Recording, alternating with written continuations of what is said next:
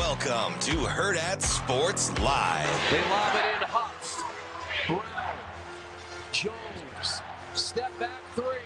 Jones gets it, everyone. The rookie out of Marquette hits a big three. Just a thing of beauty. Can Butler, Robbie, get Finley Bizjack going offensively?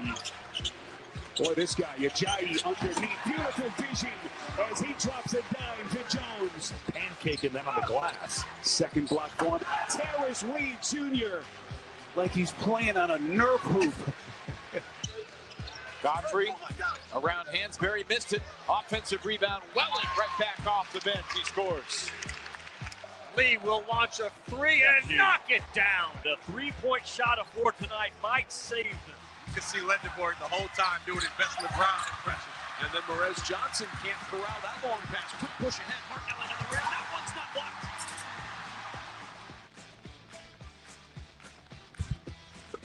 Good morning. Welcome in Hurrdat Sports Live, presented by Next Gen Male Medical. That's DB. I'm Ravi Lulla here at Hurrdat Sports Bar and Grill. What's up, DB? How are things? I mean, I'm not going to lie to you. We were on the struggle bus a little bit today. Why? Blood sugars were not cooperating last night. But I started out the morning with a compliment. That should get you the old blood pumping.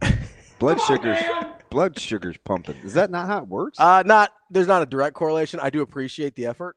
Don't you release some sugar endorphins or something? I don't think that's a thing. Dopa sugar? Nothing? Dopa sugar? I mean, I'm sure there's something loosely connected. I think you mean aspartame. Aspartame? I got plenty of that. I got a lot of aspartame. Did you? I know why I called yesterday. Oh, do you remember? Just right now. Yeah. Because of Victor Wembanyama. This was like 2 weeks into the NBA season. Mm-hmm. And I don't know if we were texting or talking, and you said, I'm to the point where, like, every time I watch Victor, how did you say it? Wembanyama, he does something. You just were talking about. Yeah, I don't remember what word I used, but basically I was like, he does something almost every night that is unbelievable. Yeah, so there was this conversation on a podcast I was listening to last night where they said Victor Wembanyama already has officially become guy I text my group chat to. Yeah. Like every time he takes the floor, like you text the group chat and talk about. Well, I mean, like he went for almost 40 in the first half 2 nights ago. Dude, he had 25 points in 8 minutes. Like, this dude is unbelievable. No, he had 25 points in 8 minutes. Yeah, like to start the game, just boom. Yeah. Hey, let's roll. And I was like, he's unreal. I said, I have a friend who said that a long time ago. I think I should let him know that he was finally right. Let's go. I got one. So and I couldn't remember when you called me back yesterday and I was drawing a blank. I was like, I wouldn't call you just to say hi. Yeah. I knew I wanted to tell you something. Yeah. And I couldn't for the life. And it was to tell me something nice too, that I was right about something. It just was funny. Yeah. Because that's what we would do in the group text. For sure. Is like, did you see? Now it's not nearly about Wemby, but it just was a funny analogy. Hey, Wemby's become the guy you got to text the group chat about. So that is a good measuring stick though, especially in basketball, because you get enough games. Because in football, it's like everybody's probably watching because you're all on Saturdays and Sundays. So, but like in basketball, things, especially regular season, it's like I might not be locked in on some random, Warriors Spurs game at 10 o'clock. Random Spurs Golden State. Yeah, nice lineup. I can't talk with the Lakers. No Reeves. No LaFraud. Yeah, you ain't got nobody playing. No Puka. I got nothing. That's why I didn't watch the game last night for the whole time, because I go, okay, I got no Steph, but I'll watch Wemby for a little bit. Yeah, he is. He's like. I just get him to the postseason. I really, really enjoy watching him play basketball. And I'm just telling you, all you non-NBA fakers, like the NBA is kind of like Long John Silver's. Everybody says they hate it, but I think secretly they like sneak bites. I would have used Arby's, but yeah, sure. Same idea. Arby's is fire. I know. Listen, are you out here in them streets? Like, people hate on Arby's. That's a lie. I swear to you, people hate on Arby's. So I kind of have to, it's like I have to go around with like I kind of got to see like who's cool with the Arby's around here because people are haters. I feel like there's some legit restaurants. Like, do you know who else I feel like that is not a? It's fast casual. What? See, I think people are like that with the Olive Garden. I think it's popular to hate Olive Garden. Olive Garden's awesome, but people like I think most people think like you. They talk bad though. Olive Garden's great, just like Applebee's. For sure. Considerably better than people. I think Olive Garden's better than Applebee's, but I don't go to Olive Garden. Last time I went to Olive Garden was for a high school luncheon. Yeah. For Rotary, I think. Dude, I'll be honest. So that had to be early 2000s. I'm gonna peek behind the curtain here. Natasha and I go to Olive Garden like once a month. We love that place. We both like pasta though. You don't like pasta. If she wasn't intimidating, I would ask her harder questions. What would you want to ask her? You can filter it through me. Well, how somebody with such extraordinary culinary talents settles? So it's not really settling. It's being okay with people who are aware with what they are. Oh, so this is a compliment. She knows that you're a caveman, so she allows you to be a caveman. Sure. I mean, like that's code, right? No, well, it's like, okay, Olive Garden isn't pretending to be something else. It knows what it is, right? Applebee's isn't pretending to be something else. She loves Taco Bell. Taco Bell isn't pretending to be something else. They know who they are. They know what their sweet spot is, and they stick with it. Yeah, I saw a deal on the. What bothers her is restaurants that like act elevated or high end, but they're still getting stuff out of a freezer. Oh, okay. That's what bothers her. Okay. Like that, and I think that's what bothers most chefs. If you're like, hey, this is who we are. This is what we do, and we do it well. Like she's all good. I want to see the food bank cook-off. Oh yeah, that thing looks super cool. Listen, 3 of my favorites. Your chefs? Yes. Yeah. Chef Joel, and then the gruesome twosome at Block 16. Going, and I can't remember the third guy, but Paul and Jessica, they get to cook as one. Yeah. Yeah, but Chef Joel, he's gonna give them. He's gonna give them the business. No, I don't know. You think he might? I like. Do they like grate it like chopped? I would assume so, but I don't know. That's like a fundraiser, so I don't know exactly how it's going to work. February 19th. Yeah, it's for the Food Bank of the Heartland. So Which, go support. By the way, they renovated that because I have to drive by 84th and L a lot. Yeah, that's right on the corner there. Oh man, that building is immaculate. Looks fantastic. Yeah, and with all the we will news, give the news lately. Yeah, shoot, everybody's gonna need food. We do give shout outs to nonprofits without. I love nonprofits. Yeah, I know you do. Glow Big Red had a huge day yesterday. I know that you still got 5 more hours. Huge day. 5 more hours to get How your about money. Track in the and Glow Big field just getting love. Have you looked at the numbers? I haven't. Oh, I won't spoil it. I'll look it up in one of the breaks. I'm pleasantly surprised how they're sharing the WEF.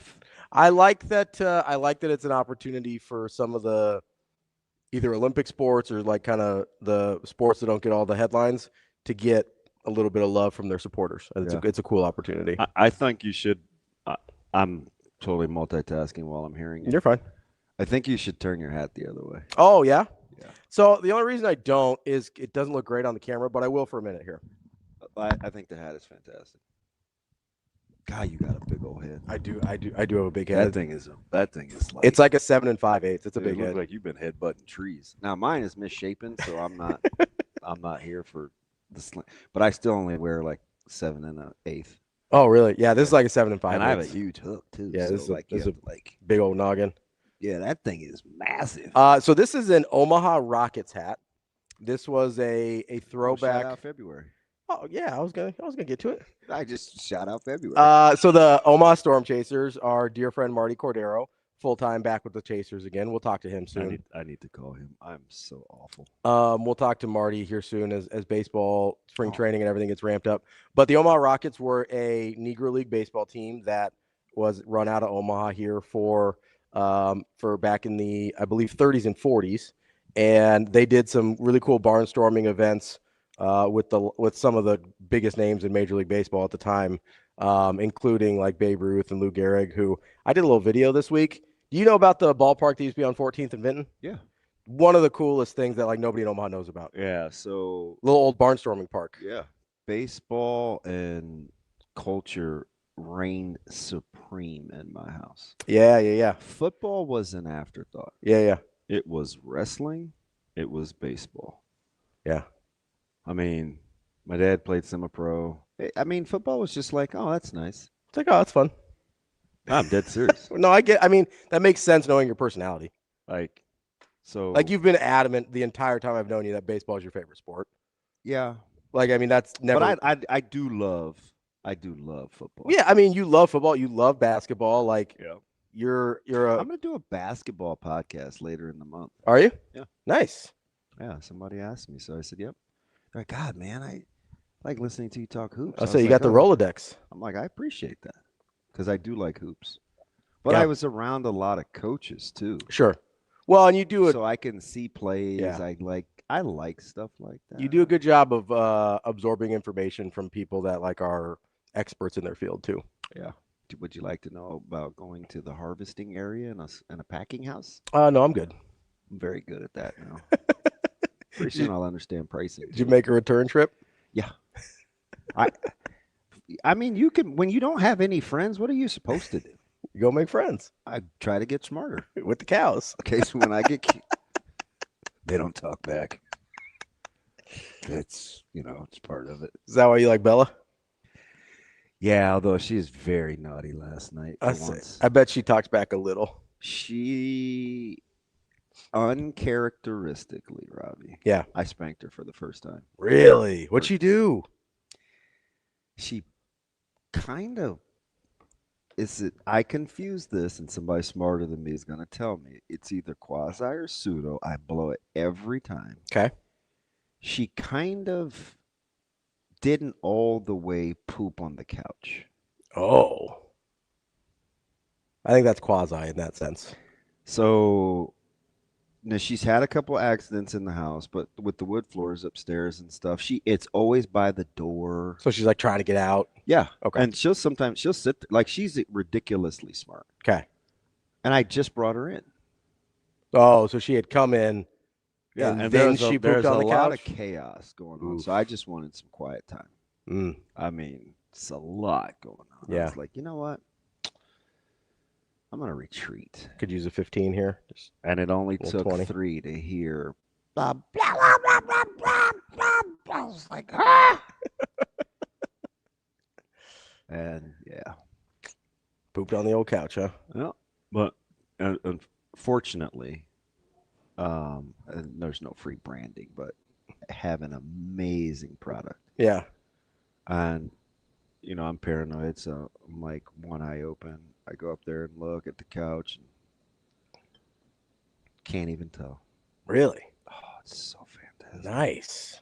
Now I had to put my glasses on to read the back of the can. I don't know why they make the print so small on things. Yeah. Oh, it's the worst for medicine. I figured that out last week with Zoe being sick. I'm like, I need a magnifying glass to read the dosage. I was like, here, Zoe, can you read this? It's just like between 48 and 62 pounds. Shut up. I know. So, Right here. But anyway, I'm going to go back to the NBA real quick. Yeah. Tang's meltdown last night was sensational. I don't know if you heard him. I did not. What did Tang have to say? So let me just do the NBA thing real quick Okay. for the small minority that are going to be excited about the NBA playoffs. Between the Rockets, OKC, and San Antonio, and Denver. Do you know OKC could see 2 of those guys on their side of the ledger right now as it sits? Oh, yeah. They could see Denver and San Antonio. They're almost certainly going to see 2 of them. Out of those 5 or 4? That's nuts. Yeah. And San Antonio owns OKC. Yeah. Yeah, I think. Regardless of who plays. Yeah. So that's all I was going to say about. That's all I got to say about that. It's honestly, it is, and you're going to make fun of me for this analogy. I don't make fun of you for much about things that have to do with Sometimes. very finite things like shoes. It's true. You don't make fun of my shoes. The a other lot. 99.999% of the time is fair game. Because my shoe game is strong. It's a few too many. It reminds me of when you're like trying to navigate like 10, 12 years ago. If you're a tennis player trying to navigate through, okay, so I've got to play 2 of the 3 of Djokovic, Nadal, and Federer before I even get to the final. And you're like, that's my reward. And then I have to play the 3rd one once I get there. Like that's what I get from I got to go play some other juggernaut just to get there. Yeah. Like that's brutal. Yeah, that's a weird analogy, but It's the first thing I thought of. It's pretty accurate. I have one more question. All right, I'm ready. Because I was trying to make fun of you, but you wouldn't let me. You just kind of went with it. I was making fun of Ravi because, of course, he was going to miss critical sport watching time because he had to play tennis. And he's like, "Don't worry, I know what I'm doing. I've got everything I need in the library. I can go back and watch it." Mm-hmm. So I tried to drop a couple subtle insults. Yep. And I went to the old tennis elbow wearing a sleeve thing. Oh yeah. And your dumb butt says, "Well, actually, I've got a sleeve. Got that shooter sleeve. Looks good, man." And I was like, damn it, it's not funny anymore. But I'm going to try to go back and get it. Okay, let's see what we got. Is it a regular one or is it like one of the old man copper deals? No, it's a regular one. It's one specifically designed for racket sports, so it's got a little it's got a little support I've heard enough. in the elbow, but it's not one of the Brett Favre like I've heard it. Get a copper. Do you sleeve. wear one on your calf? No, I don't. I saw a lot of you guys yesterday at the park. A couple. What guys? Playing pickleball players. Oh, I haven't played much pickleball lately. I just meant racket. Not even. I just meant people that play racket and paddle sports. Yes. Yeah, that makes sense. I sense. didn't mean you're like. They are very. Although you guys do. It's very popular amongst my people. Yeah, but that's not what I was talking about this time. As you hit me with the you guys, I had to make sure. No, man, just the royal you guys. Okay. And I saw a dad and a son shooting. Shane, can you grab that? That's my man. I recognize that truck from anywhere. That is the GOAT, Les Vogler. Oh, we love Les. So he sent just a random 504 text this morning. Yeah? He's like, "Hey, I've got some stuff from Texas. Would you like it?" Yeah? And I said, "Are you sure?" He's a real one. Dude, he checks on me. I think it's because I'm nice to his family. Oh, that's nice. I don't think he really likes me. I think it's the byproduct of being good to his family. He could take or leave me. See, that's how I know people whoever actually does like me for me, because I'm not nice to anybody. I know, right? That's So, at least like, that's the good litmus test. Yeah. Like you're such a Richard. It's like if people like you, it's got to be authentic. Yeah, it's like you're not doing this just on accident. Yeah. You don't stumble into being a prick. Yeah, you can't be like, "Oh, I think I might like him." It's like, you know, if you do or don't. I don't even know how Shane could carry that thing. It's Shane, just- is that heavy for you? It's as tall as he is. You need a haircut, my man. I can see all that coming from under your hat. Take that off. Let me see it. Let me see it. Don't be weird. Just let me. Oh, jeez. Oh yeah, we got some lettuce going on up there. Shane, when's the last time you cut that? Oh, jeez. This dude hasn't had a haircut since October. Bless your heart, man. I like you. You do you, little boo. You do your thing. Well, it's cold. I gotta have hair. I think that's kind of a misnomer. Yeah, I mean, you wear the hat all the time anyway. What difference does it make? Not during the summertime. No, but what does it have to do? We're taught. You said it's the winter. I have to have hair because it's cold. Yeah. So why would you bring up the summertime? And at home, but I don't wear a hat at home. I quit. Just here. I mean, what are we doing? What the actual frick are we doing? You know what we're gonna do later? We're gonna talk to some of our friends. We got Brian Edwards today. We got Michael BRUNTZ today. We do have BRUNTZ. Oh, and we got we got Benny Mac today. Hey, so I have to refrain from Hornets talk. Why? Because it's baseball season. We could do both. There's no clock here. I talked to I got some eggs from Megan yesterday, Verzal. Yeah. Only $4 too, so it's pretty affordable. Do they have their own chickens? Yes. Oh, nice. And so she leaves. She's got her and Ben have a 5:10 flight for Arizona. Oh, Friday. Jeez. Getting out there? Yeah. So she's made a commitment. She's had obviously a tough year. Mm-hmm. And so her and Ben are going to go watch Max. I think they're going to all the roadies. Really? Yeah. Man, good for them. Yeah. That's awesome. Yeah, so she's trying to work the numbers out fiscally and stuff, and she's super smart. You know, Maddie used to call her the mean redhead. Yeah. And, sometimes he'd say crazy, but sometimes people take offense to crazy. She's very nice to me. So you're just sitting there talking yesterday, and we were talking about the baseball season and talking to B-Mac this morning, and like they had to map it all out. And I said, "Oh, so you're part of the new Southwest flight guinea pig." Oh, yeah. With like the not picking the seats, but she knows. She's like, "Well, I have one of the Southwest credit cards, and so I think it's 24 or 48 hours, and I can pick my seat." And she goes, "You know me, I just pick the cheapest flight. Like I don't care. It's like I can sit wherever." And I was like, "Oh, that is so you." Yeah, that's not me at all. Me neither, but I better get used to it. Although I don't fly South. I did fly Southwest twice in the last 6 months of my commercial flights. Yeah, because you went out. But I don't fly commercial a ton. You went out to Champaign on Southwest, didn't you? Yep. For Christian's deal. Yep, and I went to Tulsa. Oh, that's right. That's right. Yeah.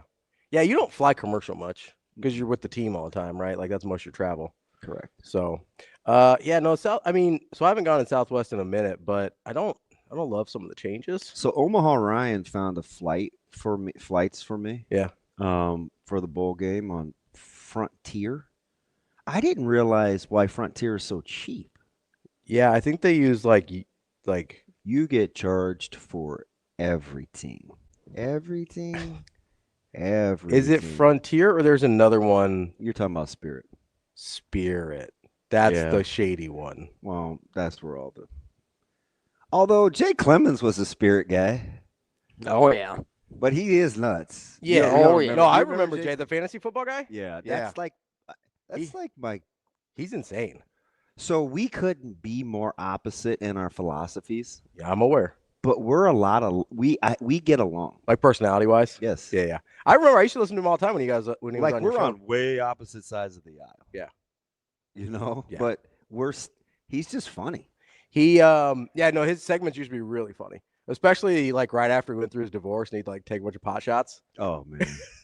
Because I was like, I identify, homie. I got you. And I was too. I was like, you know what? You're a real one. Dude, his dating chronicles were absolute gems. Yeah, I remember that way more than I remember the fantasy football stuff. Yeah, so a couple of those guys like that we met, like that's how I feel about Big A. Like Ant and Jay Clemens. Like I still would chop it up with those guys. Yeah, I love Big A. We love Anthony. Oh, he's a G. He'll be coming up here in a couple months. I know, but if Nebraska fans have their way, we'll be up towards his way with one of these bowl games next year because the schedule's so daunting. The schedule's terrible, man. It's so hard. I'm more of a streamer, fellas. It's so hard, man. Like, I guess we'll be at the New York Bowl. You had him up here. You had him up here yesterday. We got no Emmett Johnson anymore, and we got the tough schedule. Today. So I did go back with Coach Holgerson. Yeah, we don't have Emmett again today. So we have Coach Holgerson and we have Coach. That's how I feel about Hoiberg. Sometimes I say Coach Hoiberg. Coach Shorts. Would you like to take a stab in that big old medulla oblongata, oversized melon of yours? Go Rockets. Would you like to take a stab on why I had EJ and Dana together yesterday? EJ and Dana. Is Ken being serious? Ken, you being serious with me right now? Yeah. I would have to say the commonality between EJ and why would Dana. I have had on the heels of spring ball? That's the only clue I'll give you. Why would I have had EJ and Coach Holgerson? Don't matter to me. So this is sort of a stretch. What's up, Shittier? It's kind of a stretch here. I think. Did you grow up on phonics or whole language? You were phonics. I think so. Hooked on phonics worked for me. I think that was. Do you not know? Do you know the difference between? Yeah, I don't expect you to. Not really. I don't. I think you had phonics is where you like get the sounds and like sound it out. Yeah. Yeah, that was a phonics. We were phonics then. I wonder somebody smarter than Joe. No, whole language was Joe after. Bueno was too young. Yeah, he's only 31. Like when was the stretch of whole language? Any older? Sorry, Sasha. Any older? Sorry, that was a good get. That was good. That was a good callback. Educational people give me the whole language era. Wasn't that after phonics though? Yeah. So I think I remember people talking about whole language, but I don't know what it is really. Anyway. So I'm going to say Dana's got something to prove, and so does the running back room without EJ. Is that a stretch? Am I in the neighborhood? Close. All right, what do I got? What do we got? I see. Do you know what I see? So-so. So. Yeah. Correct. That's why I could understand Bad Bunny at the Super Bowl.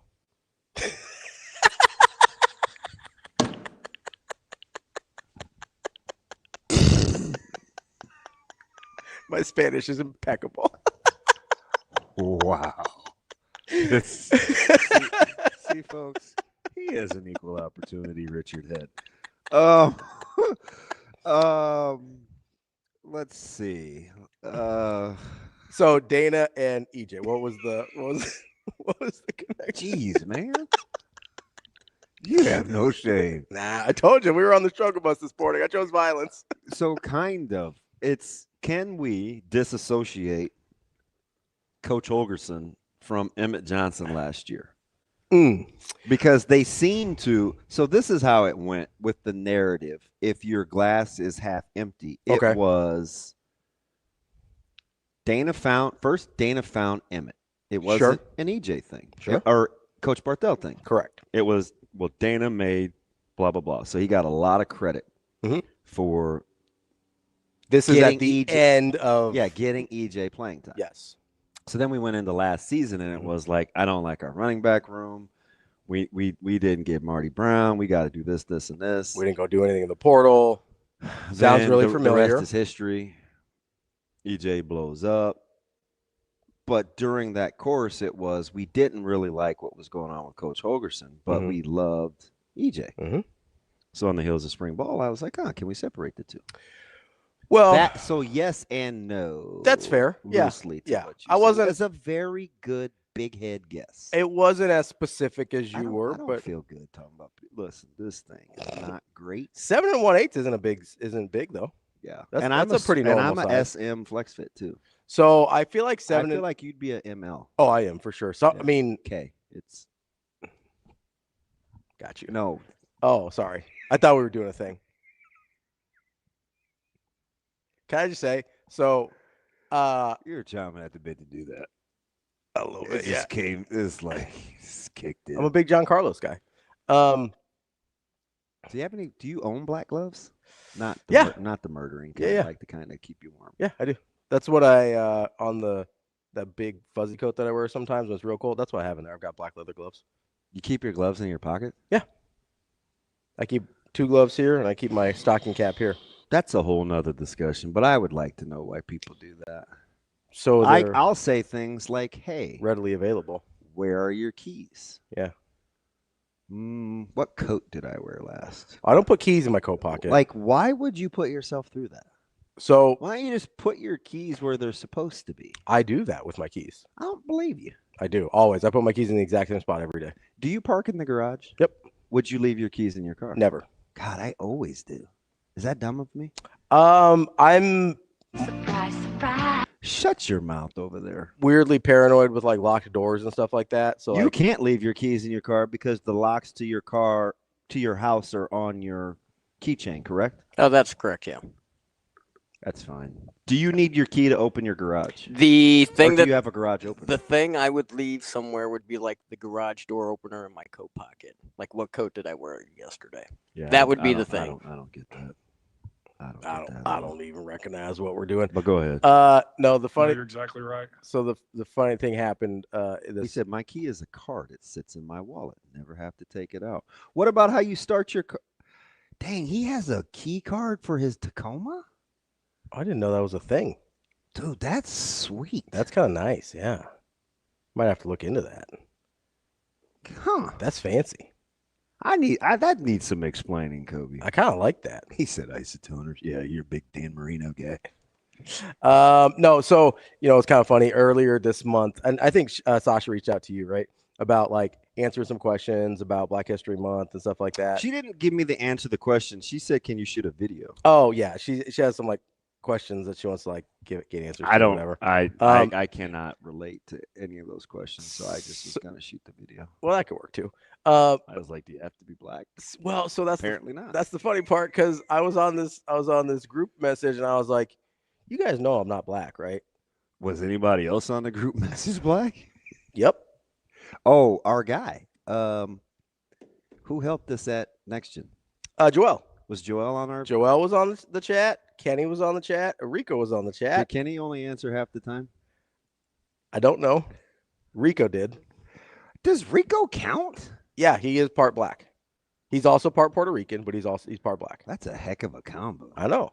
But yeah, I was on that. You have people when they wanted to be offensive but not really be offensive, and they would say things like, "Oh, I bet you have such pretty babies." I was like, "Oh, why's that?" Huh? Because sometimes white babies look like aliens, man. Okay, again, they do. Again, I'm just saying. Just go with it. Rico says, "Does Rico count?" Oh, I'm sorry. Sometimes I forget that this is out loud. It's not. He says Ravi gets February 29th. Yeah, big leap year guy. Once every 4 years. No. Big leap year guy. And then I was like, you guys know. I was like, I'll answer the questions. So I did these. I wonder why I didn't get the questionnaire. I feel offended. Well, it's one of those things I talked about, right? I'm not really going to participate. Yeah. I just want to be asked. Yeah. Yeah. I'm honest. And so I was like, you guys know I'm bringing Kobe to Omaha. I need to really streamline what's going on. My phone can be my key. I do have that part. How? You like have to sidebar. You like have to have the app. I was just like, you guys. I was like, you know what Kobe would say to me? All the stuff that I like. Yeah. If he could be a fly on the wall with like me and Benny McLaughlin or you, or he'd be like, "This damn DB is an idiot," and I know he would say that out loud. Yeah, he would. So I don't really In know caps. if we could like hang. Yeah, he'd be like, "You're an effing idiot," and I was like, "Why are you yelling? Why?" I did get a good standardized test score. I'm fairly street smart. I'm just not very electronically inclined. Listen, everybody's got their blind spots. It's okay. That happens. Oh, I appreciate it. That's why you have people around you to help fill out the, I don't have anybody around me. You got Benny Mac and me sometimes. Yeah, that's true. Depends on what kind of day I had. I checked on B-Mac. He was traveling back from Colorado, and I was like, "Hey, are you back yet?" Yeah. He's like, "God, this guy is weird." Maybe. You're just like, hey, just missed you. We had this big, long meeting on Friday with Playfly, and I didn't hop on until I knew B-Mac was in the Zoom. Oh, Kobe sells Toyotas. I didn't realize that. Really? That's what he said. He said he tried to get you to come see me. We must have missed that in the chat. Hey, I would have. Kobe. What? And he knows I like baby pickups. I've ranted about. That's why I'm boys with my man Lupe Fiasco. Oh, his little mini truck is fire. What's he have? Is it like one of the old school ones? No, it's red. It has this black roll bar on it. It is slick. I think it's a. I don't know, but you know how Lupe knows he has it good. This is a total sidebar. That's all right. I hate when my garage is open. Mm-hmm. But for whatever the reason, it was left open. And nobody knocks on the garage door entry to the house. Mm-hmm. So not the garage door, the door that's that leads to the house from the garage. Yeah, once you're in the garage, you just go in. Listen, my man knocked on the door the other day like the feds. I almost wet my pants. It was like boom, boom, boom, boom, boom, boom. I was like, what the? Whoa, chill. I looked out the window and I see this nice red truck. I was like, oh, that's Fiasco. Yeah. He was just being a good neighbor. Do you know what he wanted? What's that? He had Creighton tickets to give away. Oh, nice. Piss down my leg. Exactly. The other one. Exactly. I almost did what, Shane? I pissed down my leg and I injured the other one. Exactly. You gotta be careful out there. Yeah. So anyway, yeah. I did not. I would have come to see you, Kobe. You never even tell me where to go. You just generically say 308. I don't even know what that means. I think it is a Nissan, Joe Good. Yeah. Okay. What was it? The Frontier? It is a Frontier. Yeah. It's flipping. It is sweet. All the way back around to the airlines. We made it. Dang, A-Train, you got a Land Cruiser? Oh, 03? Yeah. Dang, how many miles on that bad boy? Said 200K. So over 200K runs better than anything I've ever owned. I want to know how you have a card. I mean, it would make sense, like to start your car. If you're, think about how the key fobs work, right? Like it's just. He's a Toyota guy. I would rock a Camry. It's just a piece of technology, right? So it's not like you're, so if you can fit it, like width-wise in a card, it would make sense. Like it doesn't have to be key-shaped. I think that's just because people are used to keys. Huh? You know what I mean? Well, I haven't had a key in forever. Right, but that's what I mean. So like if you're not physically turning a key, then what does it matter what the shape of it is? A card makes sense. He said Google to. Why is he hitting me with caps? Dude, because he's passionate. I feel like he's upset. He's passionate about Toyotas. Oh, me and the edibles, we both have Subarus. Yeah, but he lives out in a place where that makes sense. Oh, what? I didn't even mean to say it like that. That sounded kind of weird. Like, why would you say that? I just want to know. I don't know. I told you I'm having a rough morning. Why would you say that to me? I actually like your car a lot. I really do. It was more of like a Portland joke. You can't help yourself. I know. That's why I wore the Black History Month hat for you, so we could be cool. I was trying to throw you a bone here. I was trying to be nice. Just do it. You're an idiot. Why? Exactly. I don't know. Did man. you like my random "Here Comes Michigan" text? He said you driving a Subaru. Kobe, oh my gosh, how are you in sales if you keep killing your clientele? I'm trying to rock with you. Oh, there you go. Subarus. I imagine him just yelling at him. Subaru's in 20% cabs all the time. He's just like, buy this Tacoma. Dropping F-bombs. He probably said to customers, are you just effing out here kicking tires? Or are you buying something? GBR. That's freaking Kobe. Did you see him this morning? He hit us with the F-bomb. It's like, it's baseball season, like before the show even started. Yeah, let's go, man. That's why we're talking about No. Flaky Jake, you know me. No, I don't like edibles. Dank likes edibles. He said, I wish I could say that. I bet he does. Hey, listen, man, you buying or what? Because, like, what are we doing? Do I need to pay attention to you, or are you cool? Kobe might be the type of, hey, you rock with Nebraska? Yep. All right, here's the deal. MSRP. Let me show you what this price is. Like, actually, I'm a Colorado fan. Get out. Get out. What if they drop Creighton on him? Oh, man, he would fight him on the spot. I don't think anybody in 308 knows Creighton exists. I was gonna say that's why I went Colorado. I was like, there's no Creighton fans west of Gretna. As soon as you hit Ashland, they're like, Blue Jays. You mean us? Dude, that might be like 180th. No, you got some Gretna. You get some Gretna. I know a lot of Gretna people that are Creighton fans because they all migrated. You know, a lot of the wealthy people migrated out west a little bit. How do you have white flight from white flight? Not all whites created equally. Oh, not all whites. Dude, you're special. Seriously, I'm like, I bet you could have rocked with an IEP. Oh, or at least a 504. Oh, I had a 504 for the. I totally believe that for the beats. Wow, no, I don't, Alex. Snotty, like, what is wrong with you people? I actually don't know anything DB would have in common with Subaru owners, like your typical ones. My sister has a Subaru. Yeah. Like, what did I like, Alex? What did I do to you? Yeah, 504. I had a read his text. The guy like 6 yards from black saying, "Hey, because I'm a white ginger, I don't know how." Oh, that was a TikTok thing. Keith, you probably missed it. There was a whole TikTok thing of how the 6. That's 3 more than you. I only me, Jermaine, and Kenny, and I don't know if you all of a sudden now we're counting Rico. So Rico definitely counts. Okay, but I didn't know that. I went with the Latin flair with Rico. You can't be gatekeeping blackness. What are we doing? Don't forget about Cliff. Cliff's my boy. See, I've never met Cliff. Oh, Cliff is cool. You keep saying that. He is. I play tennis with Cliff usually. Square up. Rico is certifiable.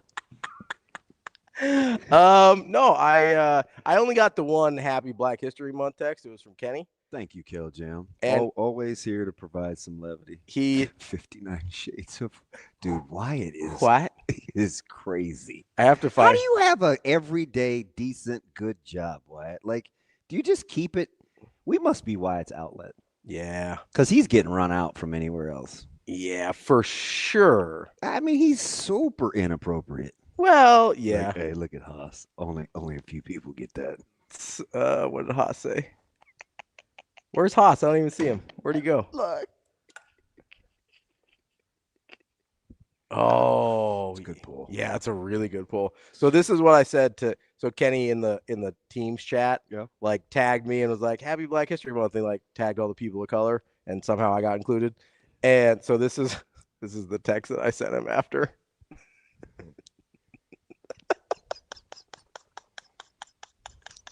You know that's like that comes too naturally for you. Like that is certifiably, and I don't even play the card, right? Like that's racist. No, it was funny. Oh, okay. So this is how this is how they can't see what you sent. This is how I view. No, just in general, how I view it. I think racism has a lot to do with intentions. Oh, if you mean well. Not if you mean well. It's if you mean poorly. Like I would never, in any circumstances, think like a black person or a white person or an Asian person is less than me or deserves less than me. That's not racist. If you're like, oh, I'm better than this person because they're black, that's racist. I make a lot of jokes. I love your rationale. What's funny is normally you can't think your way out of a wet paper sack, but you can squirm and turn. Oh, I've thought a lot about this. Of course. I thought a lot about this, you know? Of course. Well, you know where it started actually is because, no, TK, because you flirt on that line. I'll be honest. I'm not black, but just totally like gave an explanation on how he functions as a racist. That's pretty good. That's pretty good. I wouldn't consider myself a racist. I just make jokes. Exactly. I find the comedy in it, but I don't have any ill intentions towards anyone. Oh, that makes it totally okay. And well, listen, if I actually offended someone, I would apologize and be like, that's my bad. Cross the line here, Can I just ask a quick? Yeah. Speaking of exploded legs, look at that contraption on. Yeah. Lindsey Vonn. Well, she's got more surgeries to come too, I think. So she already had a torn. Oh, third surgery today already. Oh my gosh. Yeah, I'd do it all at once too. Jeez. When I thought I was like, hey, get it while I'm asleep, do everything. Yeah. It's like I'm not coming back here. It's all in one shot. Here we go. I am not coming back. Dude, like, you're a funny dude. Can I go back to something though? Sure. This is actually sports related. We gotta talk about Dana Holgerson and EJ. Actually, yes. Okay, let's go. Even though there's a distinct difference. Yeah. Michael Jackson. And black or white. Did you know when he made that song, he was thinking about converting? Oh. Anyway, that's neither here nor there. I did not. Sorry, that's vitiligo. Oh, allegedly. Him and Sammy Sosa. All right, so I'm gonna be honest. I've seen a lot of people with vitiligo. None of them look like Michael Jackson. Not a one. Some call it bleach. I don't know what happened to Sammy Sosa. My God. That's what it looks like when you. Anyway. Sorry, go ahead. My bad. Go ahead. Yeah, I know, Alex. This is out of control. What? I'm just saying, like that. All right. There are certain characteristics of that disease, and it is not. I know. I don't think he'll be out for the year, Flaky Jake, but I know. Shout out for speedy recovery for Schwelly. Yeah, he started on the IL. It's not great. Yeah, and why are you fast forwarding to the year? You think they may just shut him down because he's a pup, Flaky Jake? I don't know. No. He's a huge Braves fan. Anyway, huge. EJ, Dana. Will we be able to separate these two from one another if Nebraska's going to have success? Well, it's interesting because we've done a really good job of separating Who's we? The Royal we, as a fan base. Yeah. A really good job of separating other things like how Emmett Johnson can run for 1,400 yards but have the worst offensive line in the history of mankind. So I don't know how that's possible. Oh, here comes the start. Like, I don't really know. Like, you know more football than me, so I'll defer here. I don't know bleep. But I love how everybody's kind of explaining away their racist tendencies. That's cute. Is it hard? Lee, he's got brothers in his family, so that's okay. I don't really know Emmett, but I like what Emmett says, except for Emmett's like, yeah, I'm the same way. I'm an equal opportunity offender, but I'm not racist. I think intention matters a lot, I love it. You just casually explained it. You know why, though? No. It's so this actually came from being on the other side of it. So I was like 14 when 9/11 happened, and like looking like I do, that wasn't awesome. Yeah. And so like I had to figure out like who was making jokes and who was an a-hole. Yeah, and I went just the opposite. Yeah. Because I beat the brakes out of a good friend of mine for calling me darky, and I had to apologize to him and his parents afterwards. Yeah. He was actually my friend. Yeah, Darky's pretty aggressive, though. Yeah, the way he explained it, there's lots of these names, so it could be any of the Scott Jensens of the world. Yeah. His name we called him Scotty Yeah. Jensen. Yeah. And the sad thing is he wore glasses. Oof, that's rough. I was 10. Can't be that bad. Oh, that's fair. Yeah, I thought I was Or picturing 9, like high school. Yeah. That's why this thing doesn't open all the way. Well, I meant with that specific instance, I was picturing. I was picturing like 2007. Wait, you were doing what? Like the guy that takes the bump since it's baseball season? Yeah, like Schwellenbach. He was picturing. Shane, you're cute. What do you call it when the guy? Do you care? What do you call when the guy takes the mound? Oh, he's pitchering. No, he's relieving. Relievering? He's relieving. He's the reliever. What if he's the starter? Then he's already taken the mound. Shane, do you be honest? I'm gonna just give me a yes or no. Deep down, do you hate Ravi? Mikey likes it. So I realized today that life is like a dick. Sometimes it's up, sometimes it's down, but at least it can never be hard forever.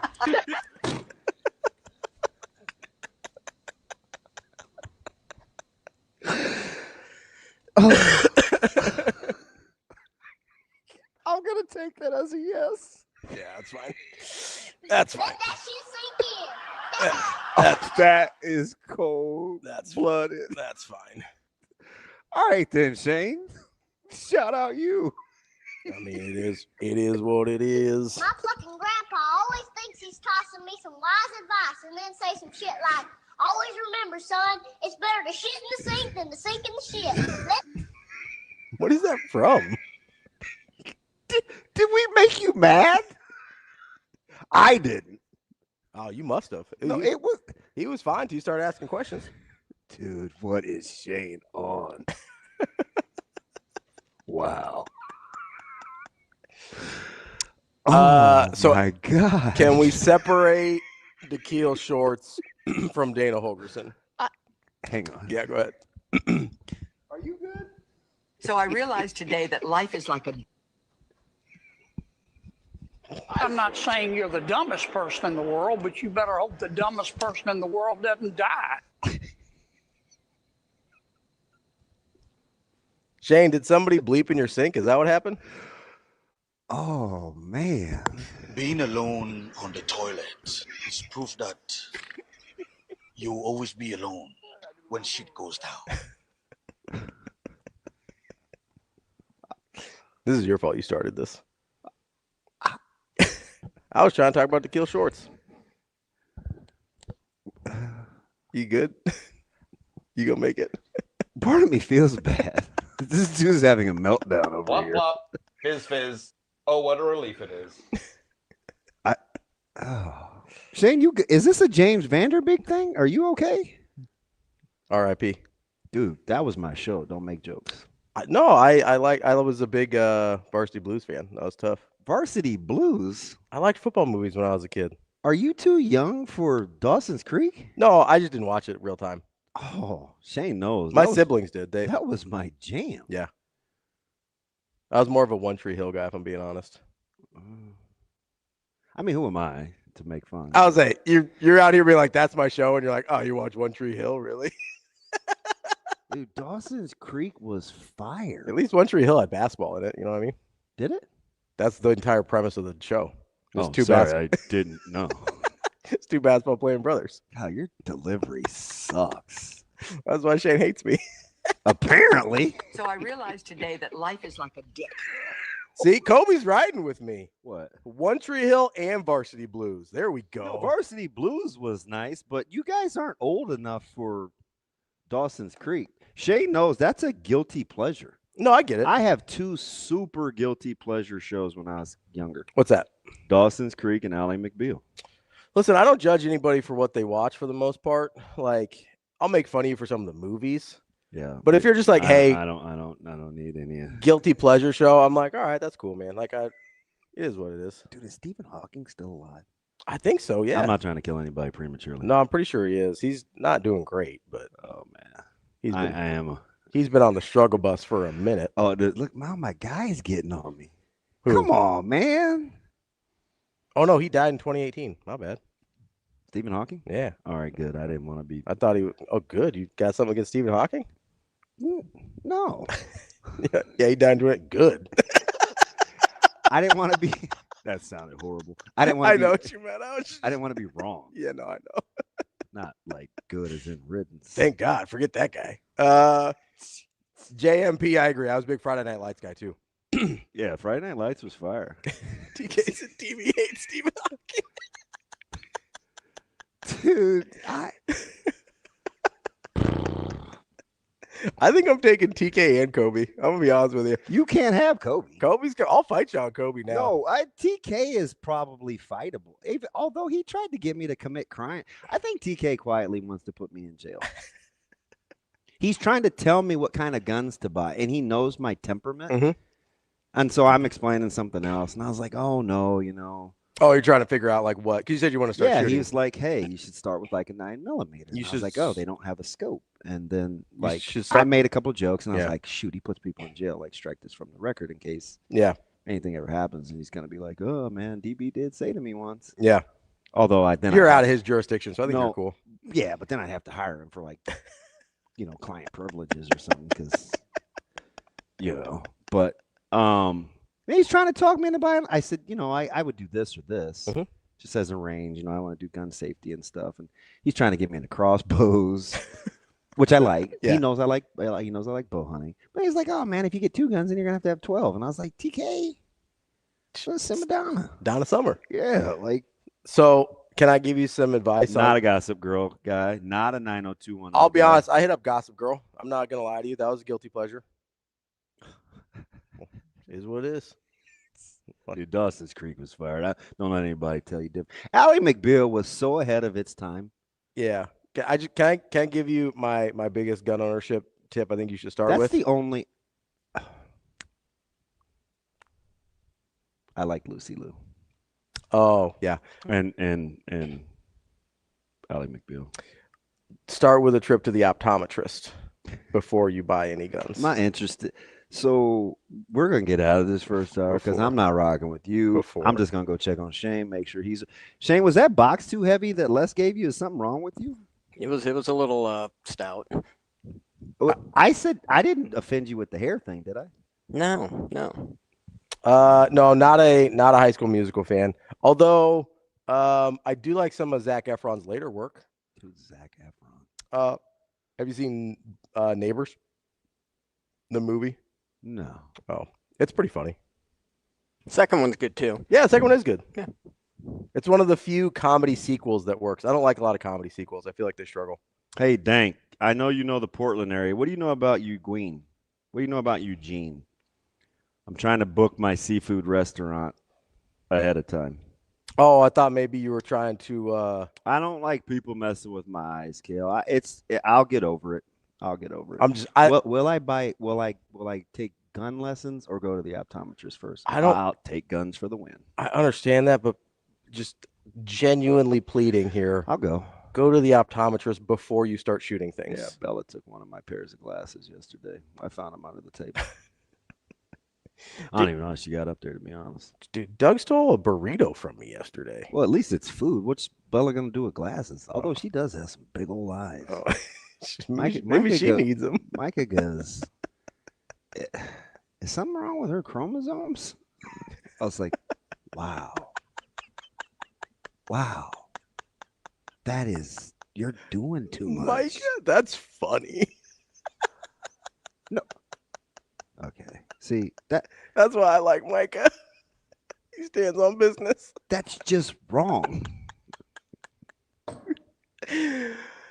It's fine.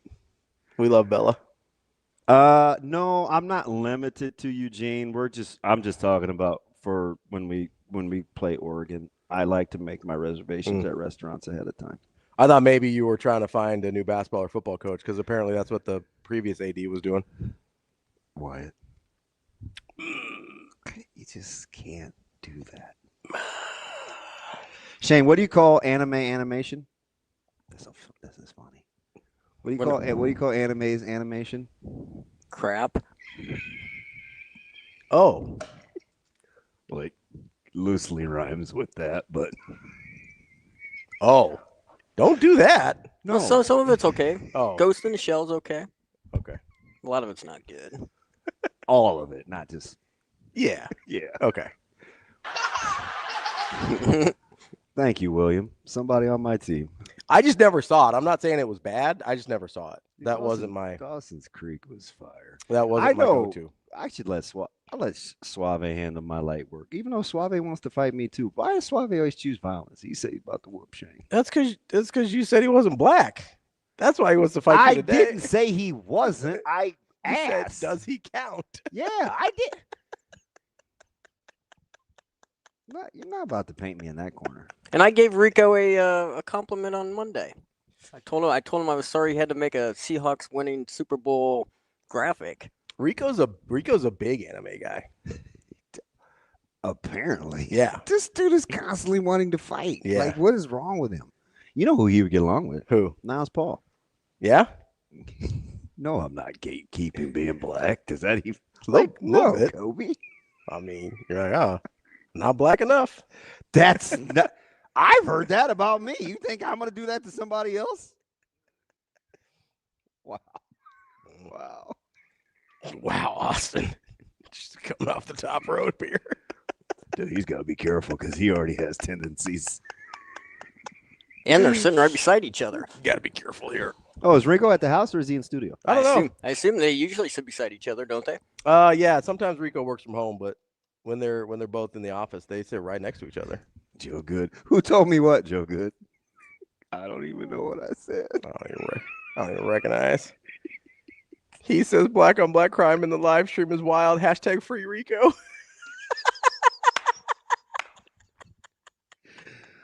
Oh, I simply asked a question. I did not know. Hey, so apparently everybody's a huge anime fan. It's not my cup of tea. It's okay. I mean, if that's what you like. You got like cool. 4 staunch defenders, like bang, bang, bang. That's not what I said, Joe. Ravi put that in I would never. I didn't say is he black enough. I said I thought it was just. I thought the color was from Puerto Rican. A part of it, I guess. I don't know. I don't know the exact ratios, but must have been super light skinned though, because that's how alleles work. Not to go all Micah with chromosomes. Aaliyah?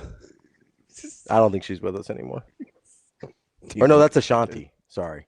I do confuse those two all the time. It's the A names. Aaliyah's not alive either. You're okay. She's not? No. Oh, shoot. There's this whole plane crash thing. I don't recall. Wait, is Ashanti alive?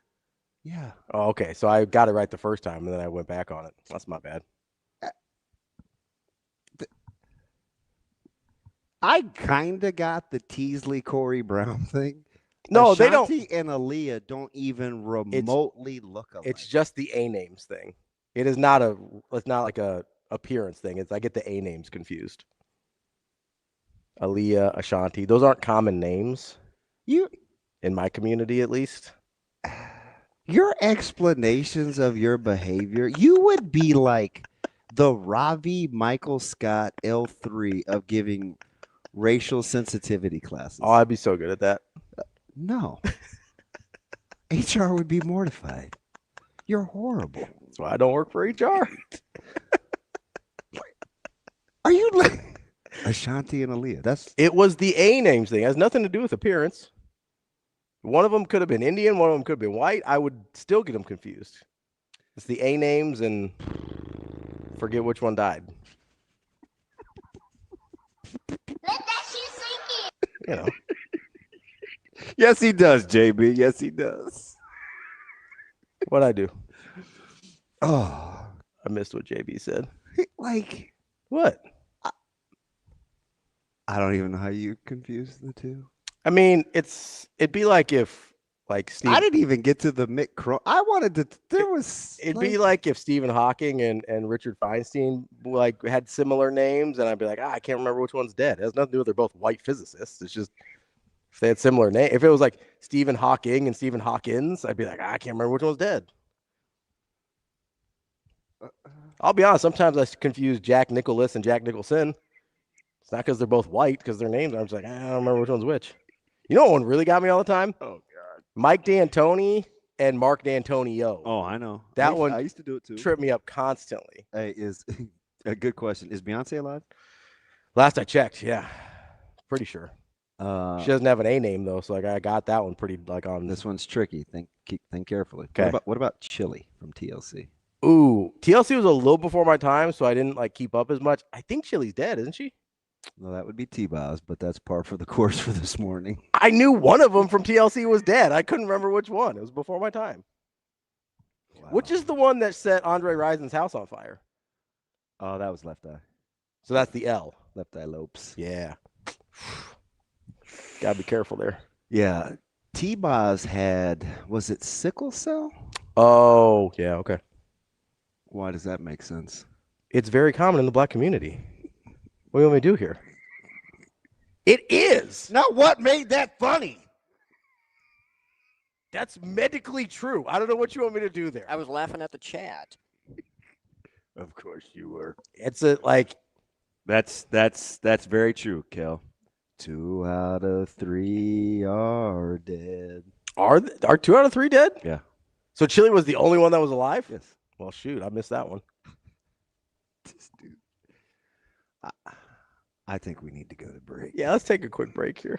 Although I did. I could go for 10 more minutes of this. No pun intended. I want to give Austin a little more rope to see if he gave himself in trouble. You know he walks that super fine line. Wait, so D-Lo says Left Eye's dead, T-Boz is alive? No.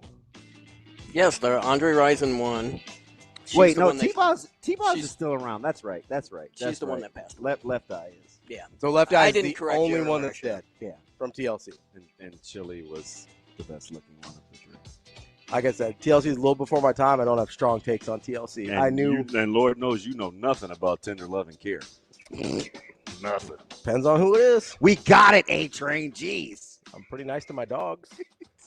Oh, free your mind and the rest will follow. Now DJ's got an In Vogue reference. Wow.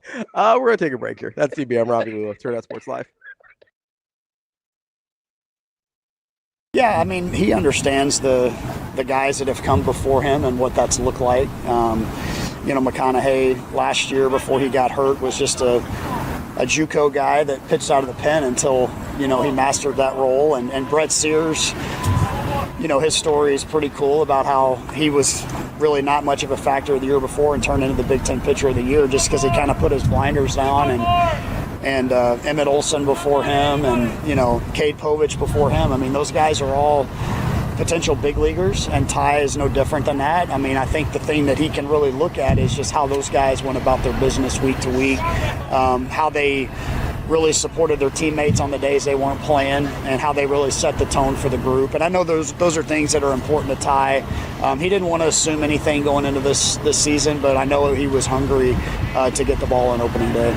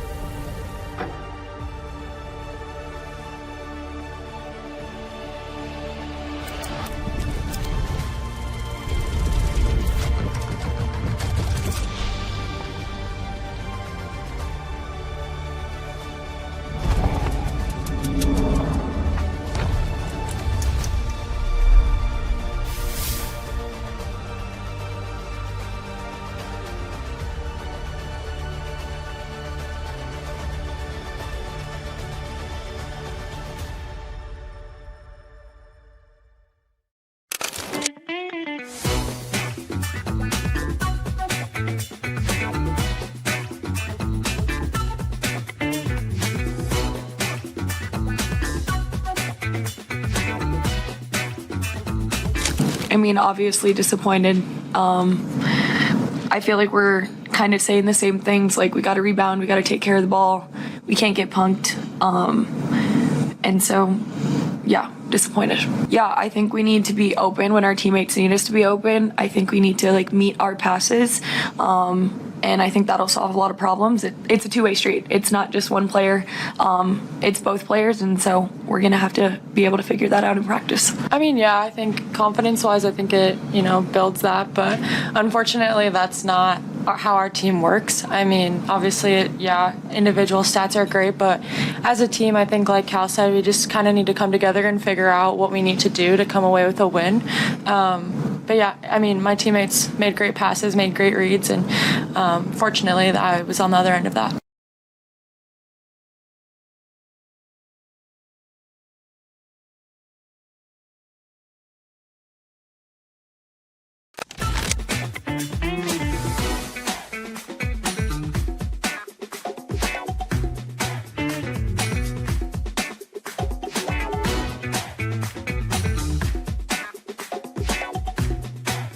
Yeah, just that's where a lot of our makes came from. If you look at our numbers in the second half are very similar to their numbers in the first half, right? And so, like, just getting off to a good start and, getting them on their heels a little bit. We knew they would make a run and get going. But, yeah, it was good to see on the road, because that's when you get into an environment like this against a top 10 team in the country, like, you let them get their heads up, it can be a blowout.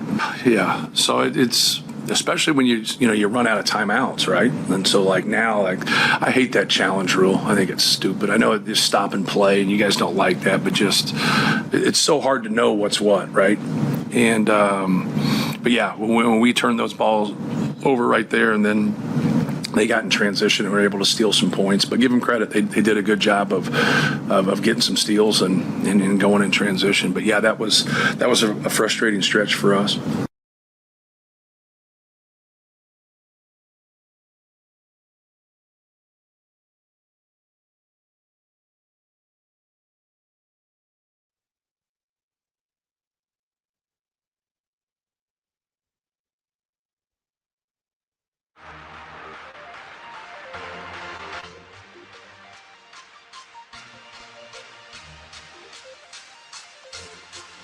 Welcome to Hurrdat Sports Live.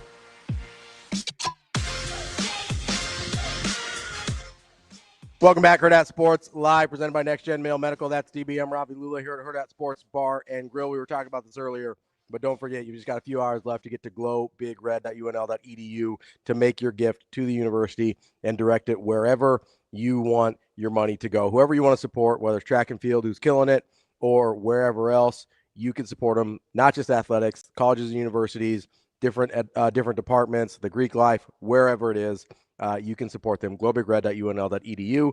And for 4 more hours, well, just under 4 more hours, you can get a free Husker tote bag with every gift of $75 or more. Glow Big Red. That's right. So we love supporting the university, so we appreciate them partnering with us on this to help. Money, yeah, it can go where you want it to. Yeah. That's a beautiful thing. Which is really cool. Beautiful. That's you too, right? Yeah, big U2 guy. No, I'm not. We talked about this yesterday. We did. Let's not paint me in we don't have to go back and get it. I see. Do you want to go back? In a different light. Do you want to go back and get the Dana Daikiel Schwartz thing, or do you want to do a blind resume, blind ranking? Let's do both. Okay. We'll try to be efficient. Okay. My man Aaron doesn't even know what anime is. Oh, okay. You know who's a big anime guy? Who? Xavier Betts. I told you that. Oh, yeah. Yeah, he could draw the cartoons the whole nine. Yeah. Shane, that's called Japanese animation, right? Yeah. Thank you. And sometimes it's okay. A lot of times it's not, but we'll move on from that. There's also, I feel like there's a little bit more variety. Why it's Korean? He couldn't care less. I feel like there's a little bit more variety within that I don't want to speak for Wyatt. genre. I get in trouble for that. Yeah, how dare you? I think there's a lot of people that are into anime that would surprise apparently, people. Apparently, a lot of the chat chose violence. I just don't like the drawings. Yeah, I mean, you know me, I'm not big into animation in general. What so started the Bella's eyes? Yeah. Micah being a jerk. So let's Daikiel Shorts and Dana Holgerson. Can they succeed? Can we separate their success from one another? Was that the question? Yeah. I would say probably not. Should I have put Coach Barthel up there instead? That's maybe a better question. More experience, more production from the wide receivers, though. We don't have, for what the wide receivers did last year, we have surprisingly very few questions. Correct. It wasn't amazing. No, it was wasn't. Good. It wasn't like. It wasn't incredible. It wasn't amazing. There were some flashes that were impressive. I think there's a couple things at play here. Number one, we don't really give Dana Holgerson any credit for the run game. It doesn't seem like. Oh, I understand. It seems like we give Emmett Johnson, we don't give anyone besides Emmett Johnson credit for the run game. Which is weird, because even as a running back, I know it doesn't work like that. I mean, nothing in football works like that. Like, literally not a thing, right? So that's fair. I sit there and I go, okay, it's a very strange thing we've done with Emmett Johnson. We don't give EJ Barthel credit for his development. It's all EJ worked hard. And listen, this is not saying EJ didn't do any of these things, but none of this happens in a vacuum. We say EJ had nothing, or Coach Barthel had nothing to do with his development, right? That's something you've heard because people are still weird about Coach Barthel for some reason. We say the offensive line had nothing to do with him running for 1,400 yards. We seem to think Dana Holgerson had nothing to do with the plays that were called to get him those 1,400 yards. Like, we separate Emmett Johnson from everyone else as part of the offense. It's a very strange thing that we've done here for some reason, and I don't totally understand it. Maybe it's because we already have preconceived notions about who we like and who we don't like, and so we're trying to get that to fit our narratives. But let me tell you, if the offensive line was as bad as everybody wants me to think it is, you're not running for 1,400 yards. Full stop. Like, that's a And you did replace a lot of starters periodically throughout the season. Yes. Was the offensive line as good as I thought it could be? Absolutely not. Did they struggle in other facets? Absolutely. But you cannot have a bad offensive line and get 1,400 yards out of your running back. That's just not a thing, especially when your passing game wasn't like crazy to keep people honest. Fair? Fair. Okay. So you're not, I'm trying to look for some homerific tendencies, but I'm trying to be as objective as possible here, because obviously I like certain people and certain parts of the program more than other people, but like, I'm willing to eat that the offensive line wasn't as good as I thought they would or could be, but you can't tell me they were awful and I can see what Emmett Johnson did. Okay. Like, those things can't both be true at the same time. So I do think it's super strange how we have separated Emmett Johnson from everything else, and then everyone else gets grouped together. Like, that's a very strange dynamic that we've created. And do you know what I think it is? You want the easy answer? Sure. I think it's because we like Emmett. Absolutely. That's like, we like Emmett. We decided we like Emmett, and so we want to give him all the credit. And he deserves a ton of credit. Hear me out there. He deserves a ton of credit for what happened last year. None of that happens in a vacuum, and he would tell you the exact same thing. Right? I would imagine he would tell you the exact same thing. Did you watch him testing yesterday? He's working out. It was online. He looks good. He looks good. Yeah. Yeah. CFP professor. He's got to be RB 4 or 5. Yeah, I would think. I think I was looking at it the other day. CFP professor, by the way, says he did most of his damage in Big Ten play as well. Yeah. And let's not as the I know he's getting at bell cow, which is incredibly difficult, really hard to do. Here's the other part of this that I want to just touch on real briefly, and that is, I don't understand how we have forgotten. I mean, I guess I do, that when you're watching Nebraska on offense against Iowa, we all think Iowa's pretty good at defense, right? Yeah. Year in, year out, pretty good at defense. We like their lines. I get what the final score was. You cannot watch that game and tell me that Nebraska's offensive line did not dominate Iowa's defensive line for stretches of that game. Not gonna push back on that. Like, they beat their heads in. Not gonna push back. So I get that the pass protection was an issue, and I think part of that's on the receivers, part of that's on Dylan. Like, there were lots of issues, right? But you can't just throw out, to use one of your terms, you can't throw the baby out with the bathwater with the offensive line, because the run blocking was actually good. Okay. So that, I think, is important to make a distinction on. I agree it's about who we like and who we don't like, just who we've decided we like and don't like, right? Because I think the offensive line could perform similarly, not the same, because the sacks will get you, as an offensive line cone, the sacks will get you killed. If we just didn't have the 3 or 4 games where we watch tackles get, and I'm not minimizing it, I'm giving you, if we didn't have the 3 or 4 games where we watch the tackles get ran by, yes, would we think differently of the O-line? It's hard because people had their mind made up about Donnie. So that's where I don't know. If you take those, you think we're that short-sighted? I think because we don't like Donnie. I think so. Because I like Donnie. I know. I think he was better at his job than he gets credit for. Whether and listen, I said this in the offseason. Does he or does he not get credit for Pritchett? I mean, he has to, right? I just asked the question. I would think he has to. I think he has to get credit for Pritchett. I think he has to get credit for Benhart. I think he has to get credit for getting Gunnar Gatula ready. I think he has to get credit for getting Tyler Knock ready. I think he has to get credit for a lot of those things. Whatever we feel about the pass protection and things like that, which again, I don't know if you remember this. I went back and charted how long Dylan had to throw on a lot of these games. I know. And he had at least. That was you at your most petty. He had at least 3 seconds. Not your most petty. That's pretty good petty. About 95% of the time. So I don't know what to do with that. Is part of that still on the offensive line? Absolutely. But again, just like Emmett Johnson running for 1,400 yards doesn't happen in a vacuum, giving up however 8 sacks or whatever it was to Minnesota doesn't happen in a vacuum either. Like, if 6 of those you have 3 or more seconds, you got to throw the damn ball. I understand. You know what I mean? So I think when you ask that question, I don't know how much it would have changed our perception of the offensive line. Now, if that happens this year where take away the couple games where you had the really high sack numbers, which I understand that's a big ask, we will feel very differently about Jeep Wade than we did about Donovan Royola. That's my point. So the big sack numbers came in predominantly 3 games. Minnesota was the one that drove people the craziest. Michigan State. Michigan State. State. They came in with no real sack totals. Same thing with Minnesota. Minnesota had like 6 on the year, and then they doubled it against Nebraska. Okay, so that's 18 in those 2 games, right? I think so. Was it 9 and 9? I thought 9. 8 and 9. So okay, then there's another 8 or 9er. Which one's that one? I'm gonna have to look. I think it was. Oh, who was it? It was in that same stretch. Like, they were all kind of right in a row. Yeah. And part of it was, I think, they didn't feel like Pritchett was ready, so you're kind of running in different guys in there as well. Once Pritchett got in there, things got way better. Right? Is that a 2 straight line? I mean, full time. Well, yeah. But he took some time. Yes. I'm not saying if you would have just started him, but by the time he was right ready. tackle became the revolving door. Yes. But by the time Pritchett was ready, that basically shored up a lot of those issues in terms of pass protection. Not that it was perfect, but like if I'm having a hard time figuring out which things we can or are willing to separate and which things we aren't. That's the point of that whole diatribe.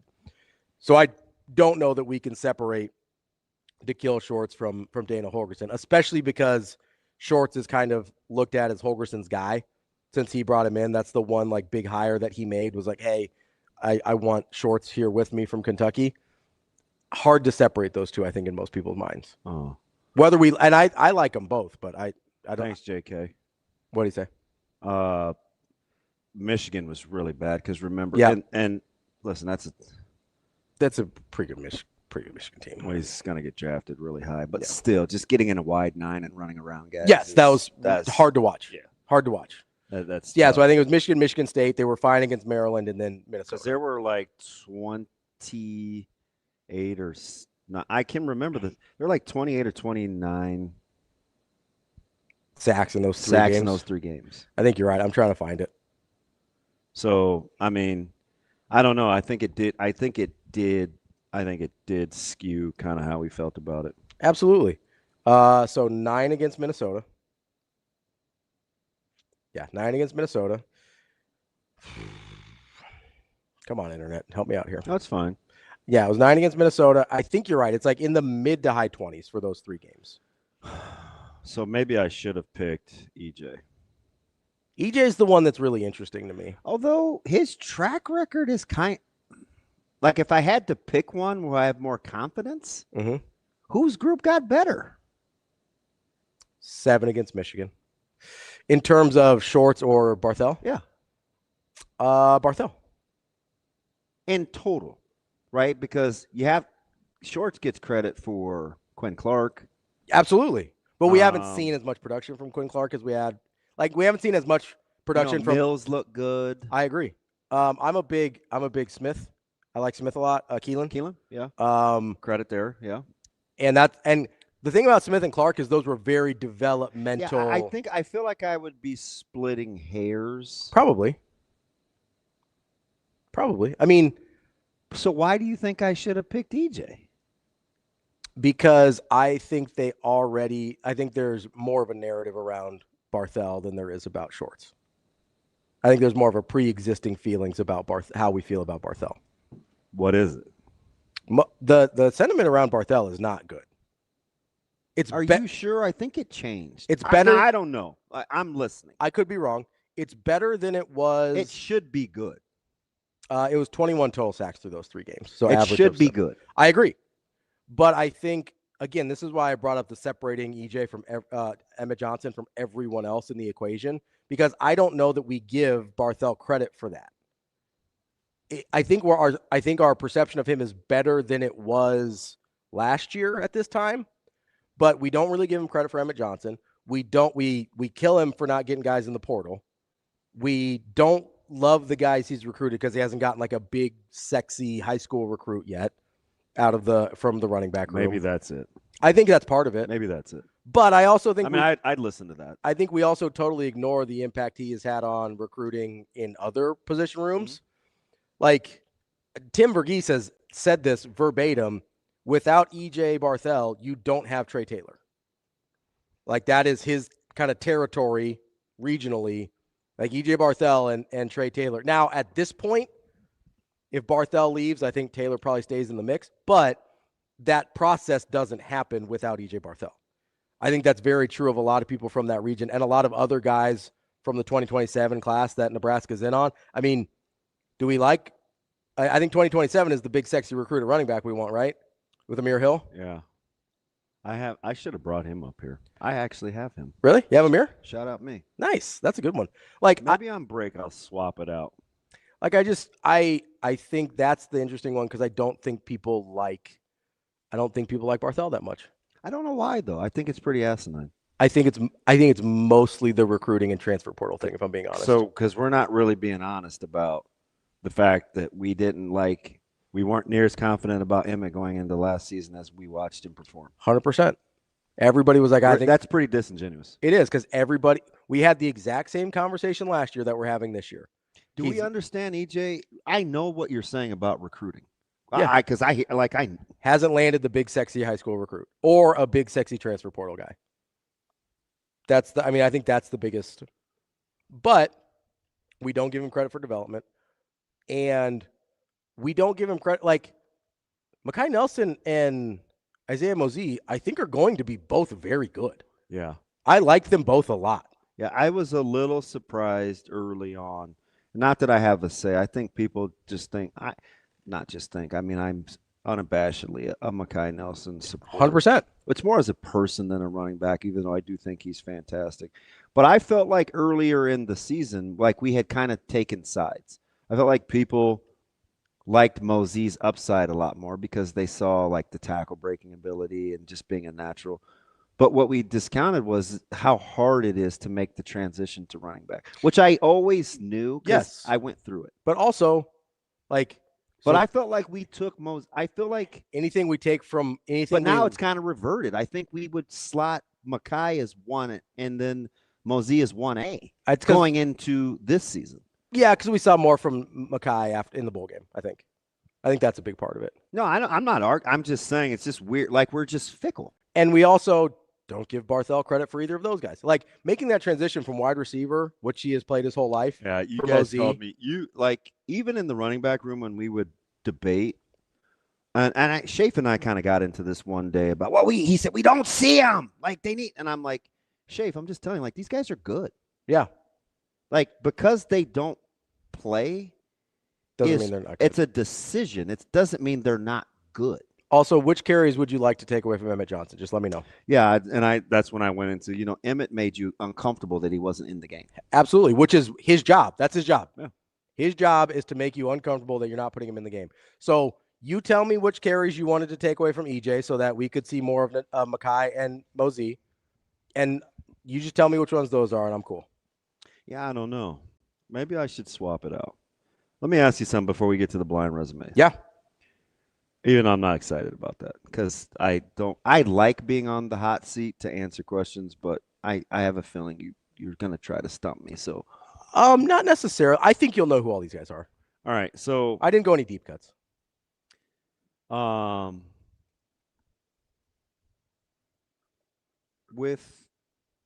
want to go back to because I never asked you the question. Mm-hmm. And I think some didn't get it. And I'm not hammering Joe or JD just because, I like JD. He's different, super volatile. He's a hothead. I didn't think his comprehension was great yesterday, but just had a bad morning. He's like, hey, don't. I was like, I don't know. I wouldn't put the O-line up near the top. He's like, well, the O-line hasn't done SHIT. And I was like, that's not what I'm saying. It's like, what I'm saying is if I only got to watch one room and everybody else was separated, I'm just going to give you the O-line wouldn't be in my top 3 to go watch. So here's what I thought when you brought that up with the O-line, because this is the process I went through. I went like, okay, I feel like I know what I have with Pritchett. I feel like I know what I have with Evans. I feel like I know what I have with Brett and Black because he started 30 games at the power conference level.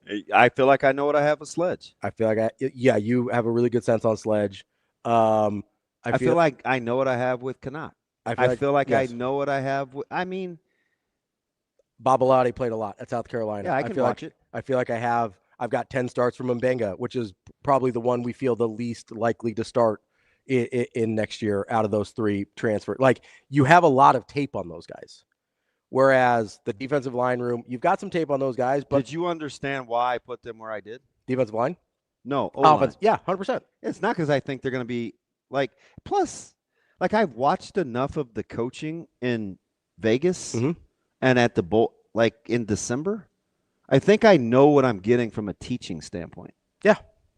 Like I can go watch Georgia Tech and be like, oh, this is how I know G-Point why operates. he likes Kitcher. Like, yeah. I get an idea of what I'm getting there. I'm not telling you they're going to be anything. I don't know why he got into the whole media hype thing and all that. Like, because that's not really what the question was. It wasn't at all what the question was. Some people are just mad that. So let me ask you, if you only get an hour, yeah. You get to take all the notes you want. You get to ask all the questions you want. Mm-hmm. Where are you starting? This one's tricky for me because I was very high on the defensive line last year. They didn't come together. I still think there's a lot of talent in that room that can come together, but they need to mature and get coached up. I also think a lot of the things that we blamed on the defensive line last year could have looked a lot better if the second and third levels helped them out a little bit more.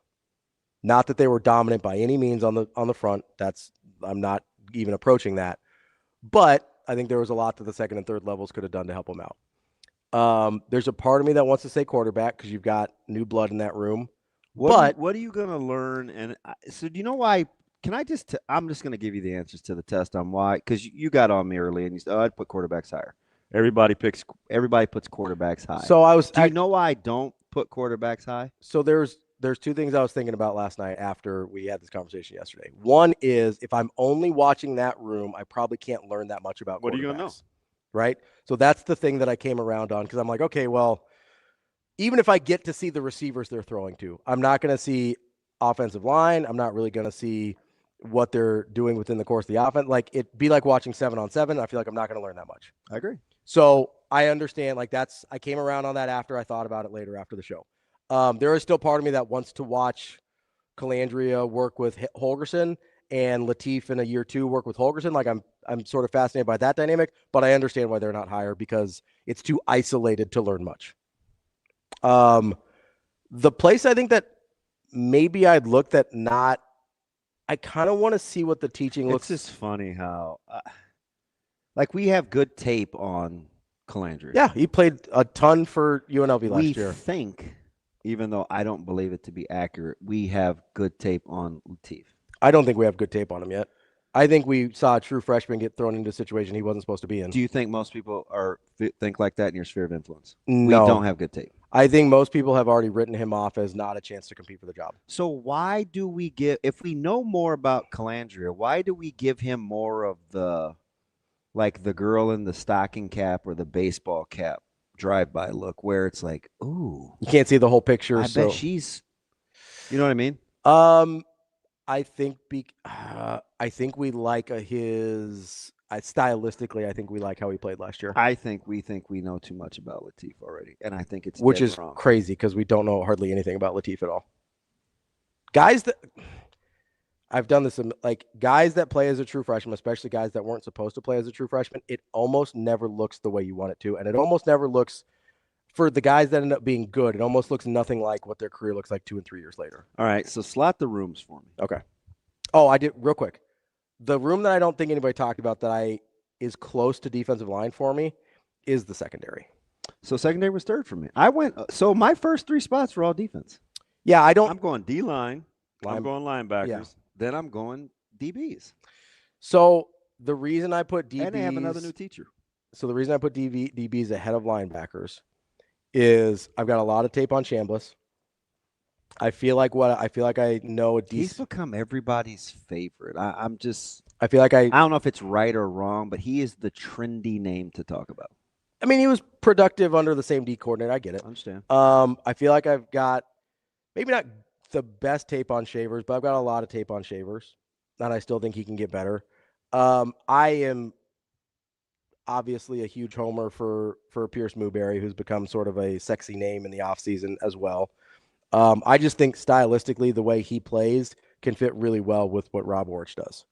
So I feel like I know more about the linebackers, so I'd probably put them third behind the secondary. I think there's a lot of pieces in the secondary that I want to see play that I haven't seen play yet. At least not the number of snaps that I want to see him play. So secondary, I think, is actually closer to 1 for me than it is 3 because I feel like I know the least about the secondary. Keep going. Go back and bold what Jack said. I'm going to go back and get that after Ravi is finished. I mean, that's basically it. Like I feel like I know the least about the secondary out of those 3 defensive groups, and I do think those 3 defensive groups are 1, 2, and 3 in some order. Okay. So because yesterday you were profusely disagreeing. Well, I thought that mostly about the quarterbacks, but like I said, I went back and thought about it. I wouldn't learn that much in the circumstance you're describing. What about, does confidence have anything to do with it? Confidence in the rooms? Or proof of? It does for not wanting to see, not wanting to, but because again, wide receivers is last for me. I think with receivers, I have to kind of. And you know who's just ahead of that? Running backs or quarterbacks? O-line. Oh, O-line. Okay, yeah. So wide receivers is interesting. I sort of lump them in with quarterbacks where I don't know how much I can learn in the situation you described. So that's not going to be a super high priority for me.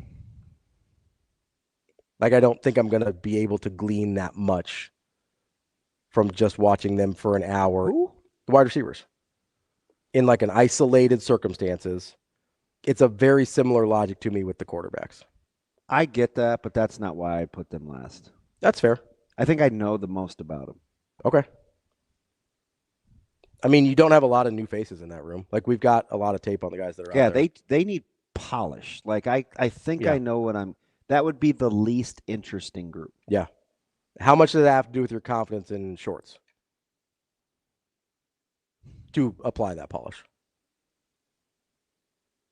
Because I think that's sort of the variable here. God, that's a good question. I think it's kind of independent. Okay. Even though I'm a Coach Shorts guy. Because for me, part of the reason the O-line is lower is because of my confidence in Jeep Wade to get it done.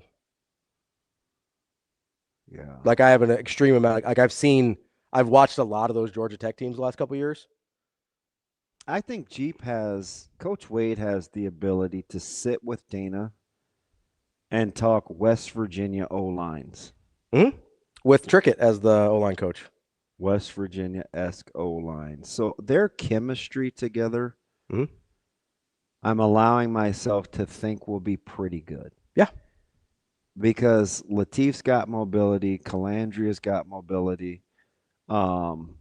Even Kalen has experience and moves well enough within the pocket. Moves better than people think. So I think I like the chemistry there. Okay. Now, the thing that I would be curious is to see, if Nebraska's still – because here's the dirty little secret is if Nebraska truly – and Coach Rule told us this, and I think we forgot all about it. Mm-hmm. What type of run game did he say he wanted to gear more to? Counter. He wanted to get it to more counter. Okay.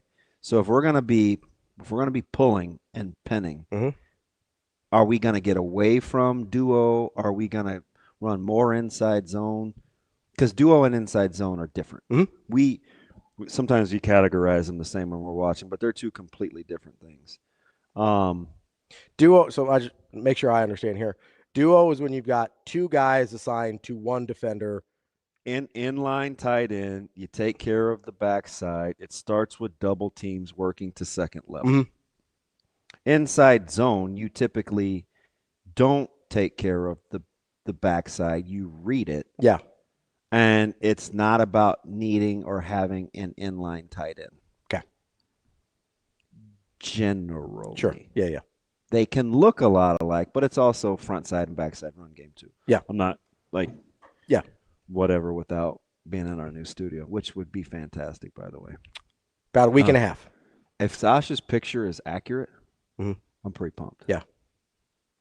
So anyway, just the acoustics. Yeah, I think it's so. So I'm off of, and I'm not. Again, this is what I was trying to say to JD yesterday. Even though we're kindred spirits with wrestling, I'm like, no one's trying to say the O-line is good. I'm trying to say I want to learn the most. So to Carol's point, when he says he's surprised DBs aren't higher, I am intrigued. I am very intrigued. But why I put them in that order is order of importance of winning games. Sure. Yeah. That I can't sit here and tell you with a straight face, Carol, that I'm more interested in D-line and linebackers than secondary. I wouldn't try to sell you on that. What I'm trying to tell you is I put them in that order for order of importance. I think that makes sense. There's about millimeters separating my degree of interest between the three groups. Sure. Yeah. I mean, it is very, very, very finite. The group that has to improve the most is not my first group that I would watch. The group that has to improve the most is on the second level. The next group that has to improve the most is on the third level, in my opinion. So you kind of agree with me that the second and third levels made the defensive line look worse, even though they needed to improve. The D-line needs to improve quite a bit. Absolutely. I'm operating on, I'm just going to say it, man. I don't give two bleeps. This is how I feel about the D-line.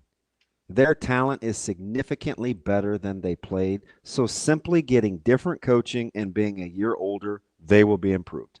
I'm going to say that again. The D-line is significant. The talent along the defensive line is significantly better than they played.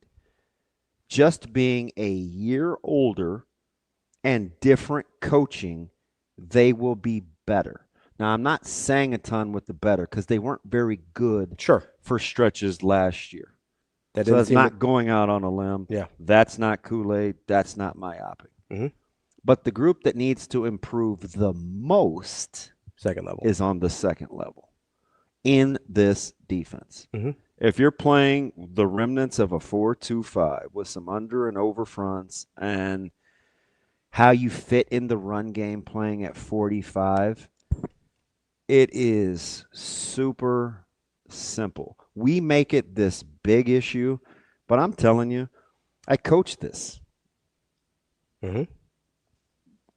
Playing on the game between D-line and second level is a legitimate two-person dance.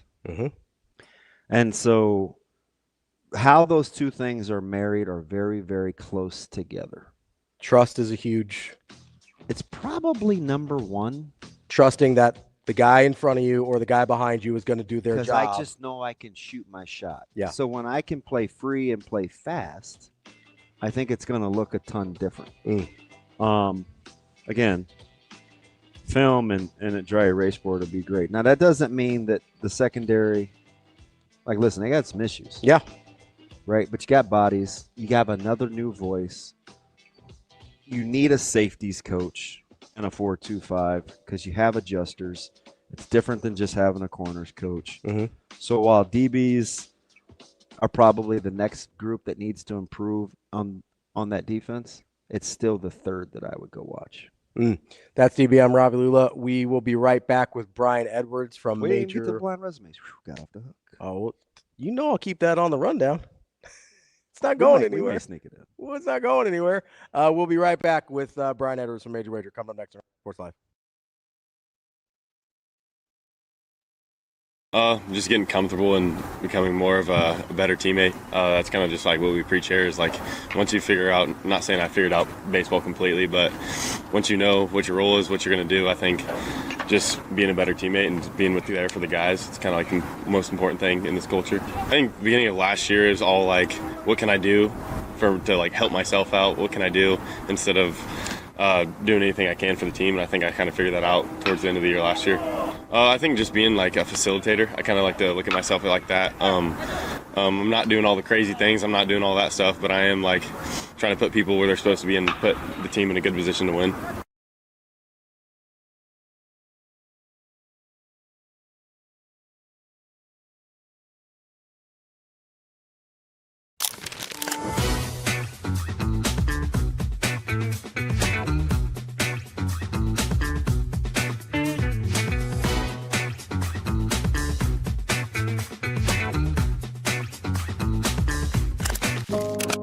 Whether you've walked these halls or cheered on the team, this is our chance to make a difference. Every scholarship, every breakthrough, every dream, you've been a part of this story. On February 11th and 12th, we are writing the next chapter. For 24 hours, every gift, every amount, every one of us will show our Husker pride. This is how we glow big red. This is how we make history. Give today.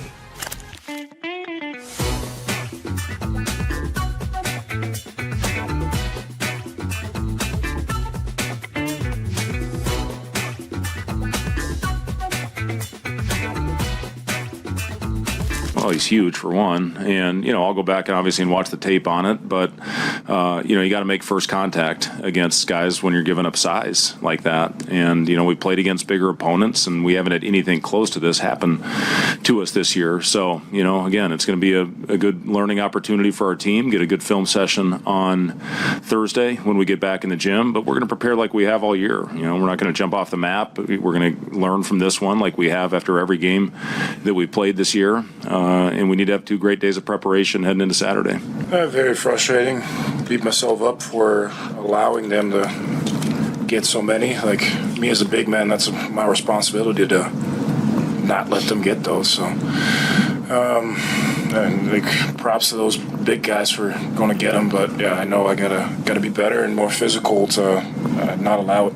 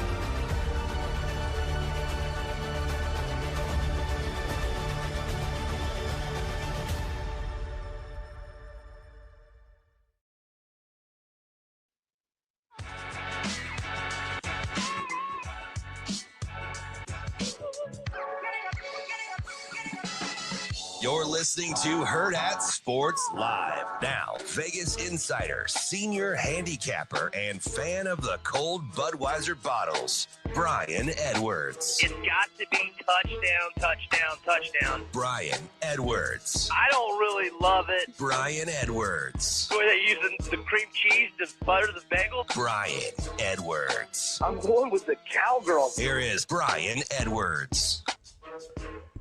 Welcome back, Hurrdat Sports Live. That's DB. I'm Ravi Lulla here at Hurrdat Sports Bar and Grill. We are joined now by Brian Edwards from Major Wager.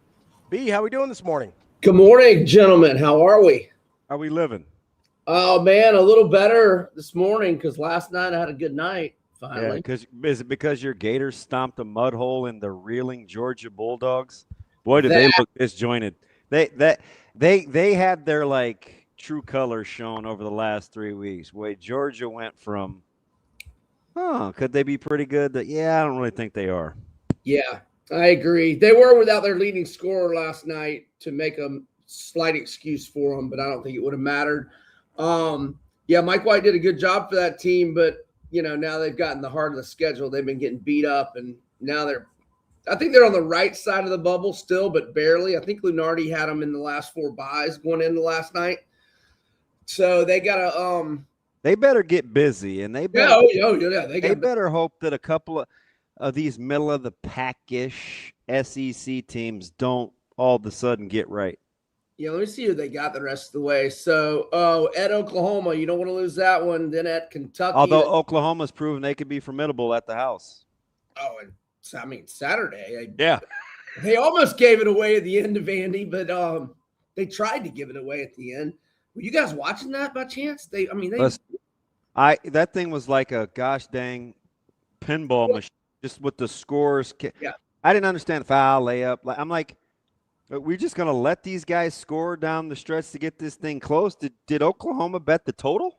I don't know what they did, but they were trying to. They literally threw the ball away like 3 times in the last. How about how they couldn't inbounds the basketball? Yeah, just inbound it. Just get the ball inbounds. Correct.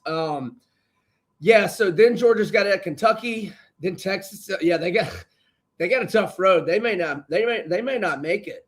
Alabama at home at Vandy. Yeah, they may not make it. Yeah, and then I had Michigan plus 170 on the money line live when they were down by like 12 with still 11 minutes left.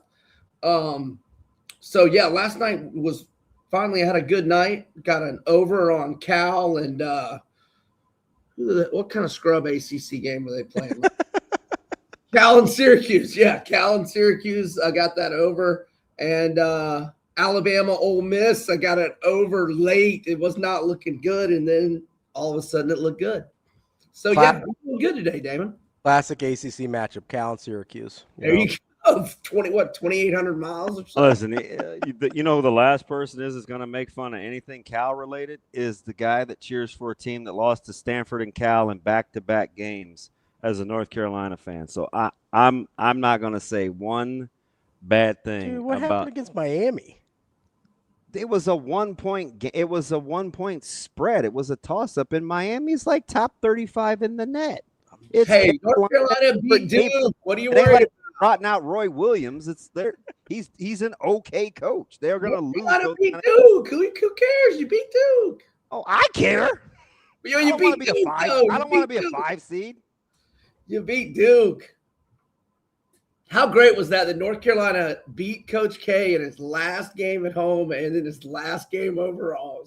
Listen, and in typical Duke crybaby fashion, Shire made it about something other than his coaching prowess. It was about, why are we storming the court? And I had a staffer hit. Even though nobody's had any video, I haven't seen anything about anything. It's in typical Shire fashion. It was the fact that you laid an egg in crunch time and pissed a 10-point lead down your leg and got outscored 9-0 in the last 4 minutes. But outside of that, I love the ISO to Boozer because it worked against Florida 2 months. Well done. Everyone associated with Duke basketball is so unlikable. Why deflect though? Right? Like, you could just talk about the game. Yeah. Yeah. Like, figure out a number 2 scorer before you worry about wanting me to think that Stafford's got punched in the face, which no one saw. Yeah, it's weird that there's 800 million cameras and haven't seen any angles. Right. You had Boozer running ISO with 20 seconds on the clock, and you want to talk about people storming the court. Right. Listen, he's all for court storming. Just let his guys get out first. I mean, how many teams are y'all have that y'all think can win it all? I'm at 10. That's exactly how many I have. I have 10. All right, give them to me, so I can say yay or nay. Oh, okay. Florida. Correct. UConn. Yes. This is not in any particular order. Oh, no, I got you. Yeah. Michigan. Yes. Arizona. Yes. Houston. Yes. Duke. Yes. Illinois. Yes. Iowa State. Yes. Kansas. Yes. Good for Right, you. here's my little outlier, and notwithstanding their horrible X's and O's head coach, Arkansas. No. Okay. Okay, that's fair. That's fair. No. All right. How do you not like Gonzaga? Because of their history? This is one of the better Mark Few teams. Can switch, can defend. You know, maybe I need to plead ignorance. Maybe I haven't watched them enough, to be honest. Why Arkansas, though? Acuff? He is sensational. Acuff. I love point guard play in the tournament. I'll say you think you can just carry him for 6 And games. listen, that's he's like the non-get arrested legal Ted Bundy. He is a certified killer. And he can get you a good shot every possession, whether it's him or, he can get in the lane and, well, obviously get a layup, or he can just get to his mid-range, or he can just get somebody an open shot. I like Arkansas a lot, mainly Acuff, but I like their rim protection too. I mean, and they're long, they can defend when they want to. Now here's two that I'm just not there with Purdue. I mean, good win the other night, but I hate what I've seen. I'm with you. I think they showed more of what they're not capable of than what they are against Nebraska. I've hated what I've seen from Purdue the last 3 weeks. Now, obviously, good win the other night, but here's two that I had kind of on the outskirts, and I know they've struggled a little. I got confidence in you. I kind of like BYU. I like their coaching. They don't get stops enough, but I mean, they maybe can make a deep run. And I like Virginia. They didn't make my. Oh, you didn't. I flirt with Virginia. I had kind of flirtatious with Virginia, right? I flirt, don't I? Robbie. I ask about Virginia to our. I just asked Kerry James about. I flirt with Virginia every week because people automatically don't like them, but you have to watch them. They're fun. In my opinion, Virginia is much more capable than, like, let's say Vanderbilt. And Vanderbilt gets all the love. I would agree. And Vanderbilt's got to get Duke Miles back, or they're not. I don't even know if they make a Sweet 16 if they don't get Duke Miles back. They all of a sudden can't get stops. So here's my pushback on BYU. They're soft. So defensively, their metrics don't hold up to past national champions. So I sit here and I go, I am higher on DeBonsa than some people. I like a guy that can. I like much like you with Acuff. I like a guy that can carry you through the tournament. I can't get there with their defensive metrics like that. I get you. I get you. They struggle to get stops. There's no doubt. And Keita gets in foul trouble a decent amount. Then the other one was Texas Tech. So you know what I can't get over with Texas Tech is, and I hate to say this because this sounds super disrespectful, but man, they're just. You don't like the coach, do you? There are these weird stretches where they play with super low IQ. It looks like I'm watching a rec league game with the shot. I'm dead serious. Like, worst version of that, Texas Tech or USC? SC is a joke. God, SC's Listen, you got Woods, Asur, Arenas. You're gonna get a healthy Baker Mazzaro back. Like, I don't know what Musselman's doing with them offensively, but I mean, they showed it last night. It's like, what are you doing? Same thing he's always done. This is who Musselman is. Like, Musselman's just not. He's gotten lucky in March a few times. But he's not a very good coach. He puts the ball in the hands of a guy that threw a pass behind his back with 35 seconds to go in a one possession game. Was this last night? I missed Yes, that. it was Arenas. And I was going to say Arenas because look, Arenas, his dad is not the sharpest pencil in the box. I mean, Arenas played great down the stretch the other day. He was good. He was good last night too. He hit a 3 on the wing. It was so ill-advised. They were down 5, and he hit a 3 on the wing. They said there was a little ball screen. He flashed to the wing. They gave it to him on the wing. He shot fake. They're down 5. Without dribbling, he shot that thing after 2 fakes from the wing, and it went in. It was like the consummate Arenas experience. No. Oh, yes. And it cut it to 2, right? Like, that's what you get with him.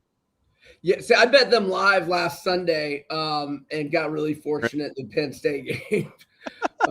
I was just really bored before the Super Bowl. And I'm like, man, this is such fool's gold with Arenas. I mean, he's very talented, but God, he's as dumb as his dad. Did y'all ever watch that Netflix show about Arenas? Yes. Oh my God. I almost had to turn it off. He's so immature and stupid. I was like, what am I listening to? Against a guy that you know is doing like prison time, and you're still talking tough. Like, you're dumb. That guy's probably like, Gil, you're not about that life, homie. Yeah, you are not about that life, bro. Neither am I. Yeah, me, to be clear. But I'm not talking crazy to But I'm not stupid. Shoot, are any of us that are doing a stint, you know? Like, I'm not doing that. B, I know it's kind of a light slate tonight, but you got anything for us tonight or tomorrow? Oh, it's such a horrible slate tonight. It's junky. It is a horrible slate tonight. So I scanned the board and I was like, well, here's one team I watched play in person. UT Martin plus 1.5 against Lindenwood. They already beat them by 14 this year. UT Martin's 11-2 in their last 13. They're the best team in this conference. They've got, I think I talked about them with you guys earlier in the year.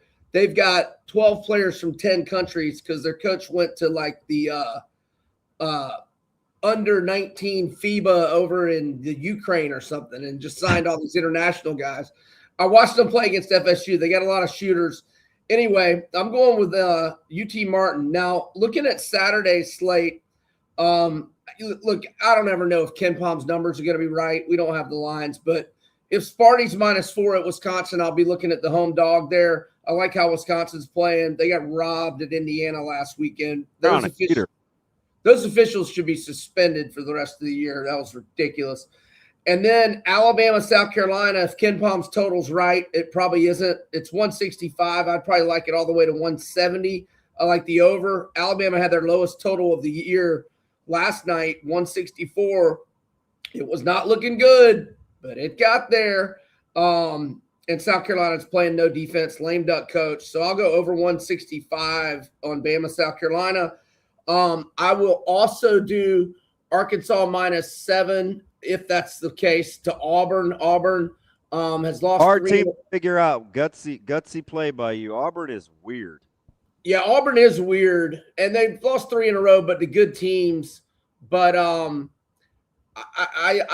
like how Arkansas is playing right now. And what was the other one I had? Oh, I'll lay 11 with Florida, Kentucky, even though Kentucky's had all week to prepare. Florida, 9 of their last 10 wins, or let's see, 1, 2, 3, 4, 5, 6, 7, 8. I'm sorry.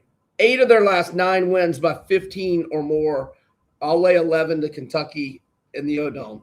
Did you watch any of the Tennessee-Kentucky? Like, did you think Tennessee was on the take, or like what was going through your mind?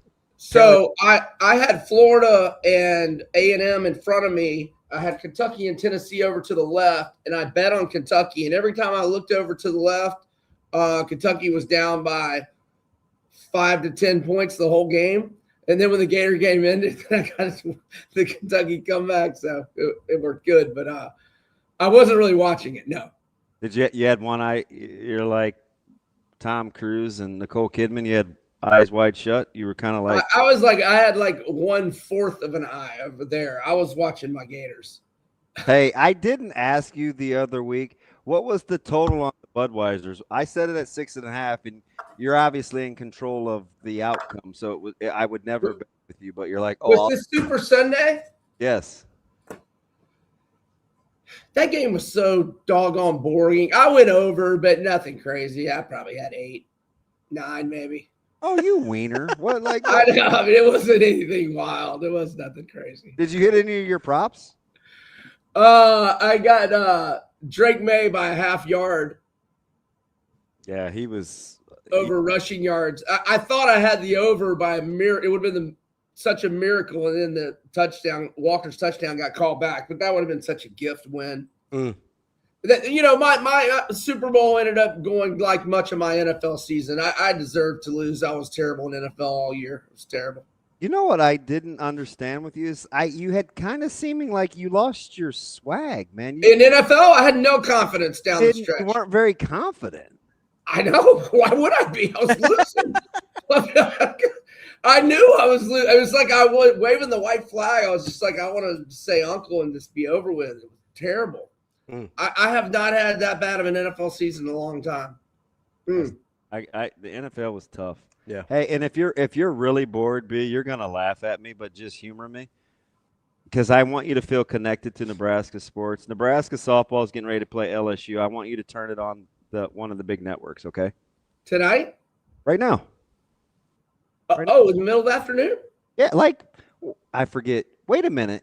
You're north, right? Do you have a time? Well, I'm actually on your time. I'm northwest. I'm central. It turns central like 45 minutes west of Tallahassee. You're getting 9 a.m. Nebraska LSU volleyball or softball, baby. Get it in, B. What is it? Some mid-season tournament? Why are they playing at 9 a.m.? I think it's like the Shriners Classic, but I mean it's better than betting on Olympic hockey. I know you're going to get into that. What's it on? ESPNU or what? We're on the Deuce. Yeah, 2. Okay, I'll put it on. Y'all got any hotties? Come on, man. They're in college. What? Oh, yeah. I forgot. Sorry. I'm single, man. Y'all got Oh, Brian Edwards with his Cyndi Lauper moment. I see your true colors. Wow. Well, good talking to you, B. You're the best, B. Go Team Hotties in multicolored gloves. You guys need to get on Robert De Niro and Al Pacino, not me. What, man? It's like 9 a.m. and I get it. We're peak testosterone, but come on. Leonardo DiCaprio thought that was aggressive. That is classic. All right, B. Be good, buddy. All right, fellas. We'll see you. That is awesome. Brian Edwards from Major Wager. We'll be right back. More Hurrdat Sports Live. Yeah, I mean, he understands the guys that have come before him and what that's looked like. McConaughey last year before he got hurt was just a JUCO guy that pitched out of the pen until, he mastered that role. And Brett Sears, his story is pretty cool about how he was really not much of a factor the year before and turned into the Big Ten Pitcher of the Year just because he kind of put his blinders on. And Emmett Olson before him and, Cade Povich before him. I mean, those guys are all potential big leaguers, and Ty is no different than that. I mean, I think the thing that he can really look at is just how those guys went about their business week to week, how they really supported their teammates on the days they weren't playing, and how they really set the tone for the group. And I know those are things that are important to Ty. He didn't want to assume anything going into this season, but I know he was hungry to get the ball on opening day.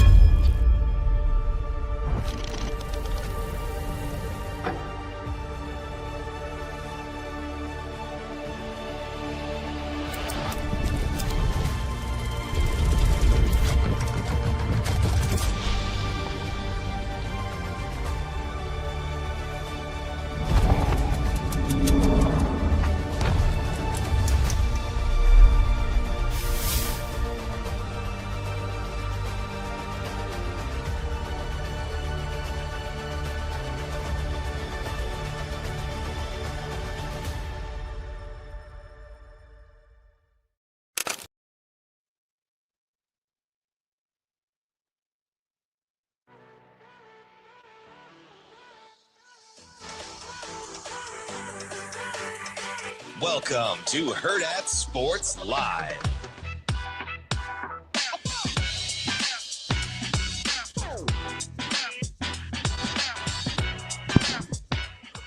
Welcome back, Hurrdat Sports Live, presented by Next Gen Male Medical. That's DB. I'm Ravi Lulla here at Hurrdat Sports Bar and Grill. We are joined now by Michael BRUNTZ of Husker 24/7. BRUNTZ, how are we doing this morning? Not bad. What's going on? How we doing, buddy? Doing all right. I'm just gonna need you to just tilt down there it is. It's the A's. I didn't want to guess and be wrong. It's my new Philadelphia Eagles hat. That's the only other Kelly Green outfit out there, I think, right? Dude, thought maybe you're a big North Texas guy. I don't know. Yeah, the mean green. Big Drew Messamaker. They're on a lot of teams that work Kelly Green out there. No, it's not a big go-to. BRUNTZ, are you watching softball? Right now? I take that as a no. Yes. Nebraska is playing LSU in the Shriners Classic. Not at the moment. No, I was just catching my breath after running in from drop off. I've not. Are they winning? Or is Nebraska winning? 2 on, 1 out, top of 1. Just started. Hebner's on the mound for LSU, so it will be tough for Nebraska. Ball drew the 2 walks early. Little infield fly. So, Nebraska's at the dish, looking to do some damage early and get some runs on the board for Miss Fromm, Jordy Fromm. I like a 9 a.m. start time. That's Me a good too. start. That's a good start time Yep. on a weekday. I'm all in on Ava Kuzak right now with a chance to drive in some runs too. That's really my favorite. Does anybody like women's sports like I do, BRUNTZ, in your sphere of? Well, I don't know if you call me a friend, but do any of your other people that you talk to on a regular basis like women's sports like me? No, I don't think I have too many. I probably have one friend that's probably laser focused on the softball, but there's connection there, so they don't I think there's probably I can't think of anybody that's probably as dialed as you are on this game currently, or women's sports in general. That's a good thing to be. All right, well, 2 on, 2 out. That's the update. I did want to ask you something off topic, which was, where are we, BRUNTZ? NFL Combine. Were you surprised Sierra Wright didn't get a Combine invite? Yeah, that was the one that surprised me. I thought, he had a great week of practice in the first. Was it the Shrine Bowl? Was that the one he was in? I always forget which one it was, but to basically be added to the Senior Bowl roster, at the last minute, kind of based on that, would seem to signify that there would be interest in seeing more of him. And I don't know if he's not getting the respect because the numbers weren't there because of the move he made. I don't know. I don't. That was the one that I was surprised by. Spindler didn't surprise me as much. But I figured Sierra probably had done enough, I thought, to maybe warrant an invite. That one was the surprise. Yeah, so I think, were you surprised at all by the inclusion of Singleton, or is that hey, that's a guy we know is going to test well? Because if I'm picking 2 Nebraska guys, Wright definitely gets the nod for me over Singleton. But I don't know. I think sometimes when you're connected, if you're playing in the Senior Bowl, I think it's fairly rare that you're not also getting that Combine invite. I think that's kind of the natural, pre-draft progression as you go to the Senior Bowl, then you get the invite, the Combine invite. I was trying to think did Damon get a Combine invite? Joe I Doman? don't think so. I don't think he did. Because wasn't he at the Senior Bowl? Wasn't he a Senior Bowl guy? Pull. That's BRUNTZ, a good pull. That's a good weirdo. one. Why'd you go with Doman? That's a deep cut. Well, because I remember thinking at the time, he's a Senior Bowl guy. I think he was a Senior Bowl guy. And then didn't get the Combine invite. I mean, that combo, I think, it feels rare. I don't know if it actually is, but yeah, I don't know. Singleton makes sense to me. I mean, I think the size and production and everything else. I mean, I think he'll test well. So, yeah, I didn't have any quibbles with the two that got it. I was surprised that Sear didn't get one. Do you think? What do you? Do you have any like numbers in mind or like how you think Emmett's going to test? Because I'm super curious about that. I think he's RB3 right now on most boards. 3? Yeah, I put him safely at 4. 3's good. He's behind. Mel had him at 3. Yeah, behind the 2 Notre Dame guys. Interesting. Huh. Yeah, he's got him behind Love and Price. Who'd you have ahead of him for 4? So I think, who I think's going to get some run, and this is just off the top of my freaking melon, is I think Jonah Coleman is really good. He's 4. He's right behind Johnson. So that's kind of where I'm glad. I'll be curious to see what he runs. I try not to look, to see if I know what I'm talking about. So I'm glad Jonah Coleman is up there. For whatever weight you assign to Mel's top 10, Singleton was just outside the top 10. He was like the next guy up. So, Mr. BRUNTZ, yeah. Are you surprised that Emmett Johnson is currently ahead of Singleton and Allen? A little bit more Allen, I guess. You never would have guessed, really, watching college football, right? Because the whole Nick Singleton and Katron Allen thing was amazing. No, I don't know. I will be curious to see what the number is in Indianapolis, because that seemed to be, I don't know the discussion around him, but I mean, I think like if he just goes and puts up a huge number, I mean, that would be pretty great for him, and probably flies a little bit in the face of what the kind of the book is on him. I mean, it feels like discussion's more about shiftiness and agility and stuff like that, rather than just kind of like the straight line speed like some of those other guys are. So, I mean, I would be surprised if he doesn't show up and run well. I mean, I think that's pretty much going into this what he knows he needs to do. So, yeah, I mean, I don't know.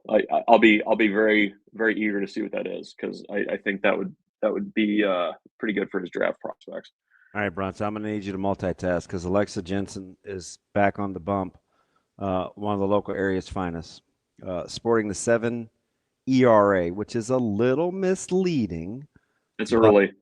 Yeah, thank you for saying. Well, yeah, Texas, right? I mean, we're going to get to baseball here in a second. Nebraska, if she comes along, if she's anything like I watched in high school, BRUNTZ, Nebraska will be very good 1 and 1A at the top of the bump for softball. I mean, we're trying to win. Is it America? What is President's Cup? President's Cup. Is that what it's called? All these. We got 50 new scholarships, man. We want to be good at everything. The Capital One thing? Is that? I think that's Isn't that the Sears Trophy anymore? They don't call it the Sears Trophy. I don't know. I was a big Montgomery Wards guy. Were you functioning with Montgomery Wards?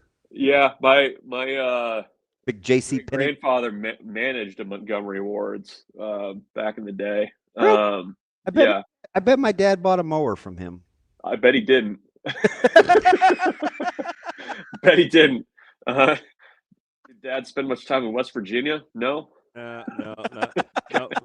Family grew up afraid of the Appalachians. Bro. Yeah, well, that's fair. No. And my dad liked to drive. We're definitely not driving in the mountains. Well, I guess we'll just stay local and go to like Woolworths or something. Do you remember? Ravi, you might remember this. Back in like the early '90s, in the shopping center on 144th and Center, you know where the Taco Bell is, the Taco Bell. Mm-hmm. There's a lot of fights. There was a J.C. Penney had like a little shop in there. Yeah. And you'd be able to go in there, and you'd have to sit there while your mom flipped through the J.C. Penney catalog, and then you would pick up a phone and you would be connected to somebody, presumably elsewhere.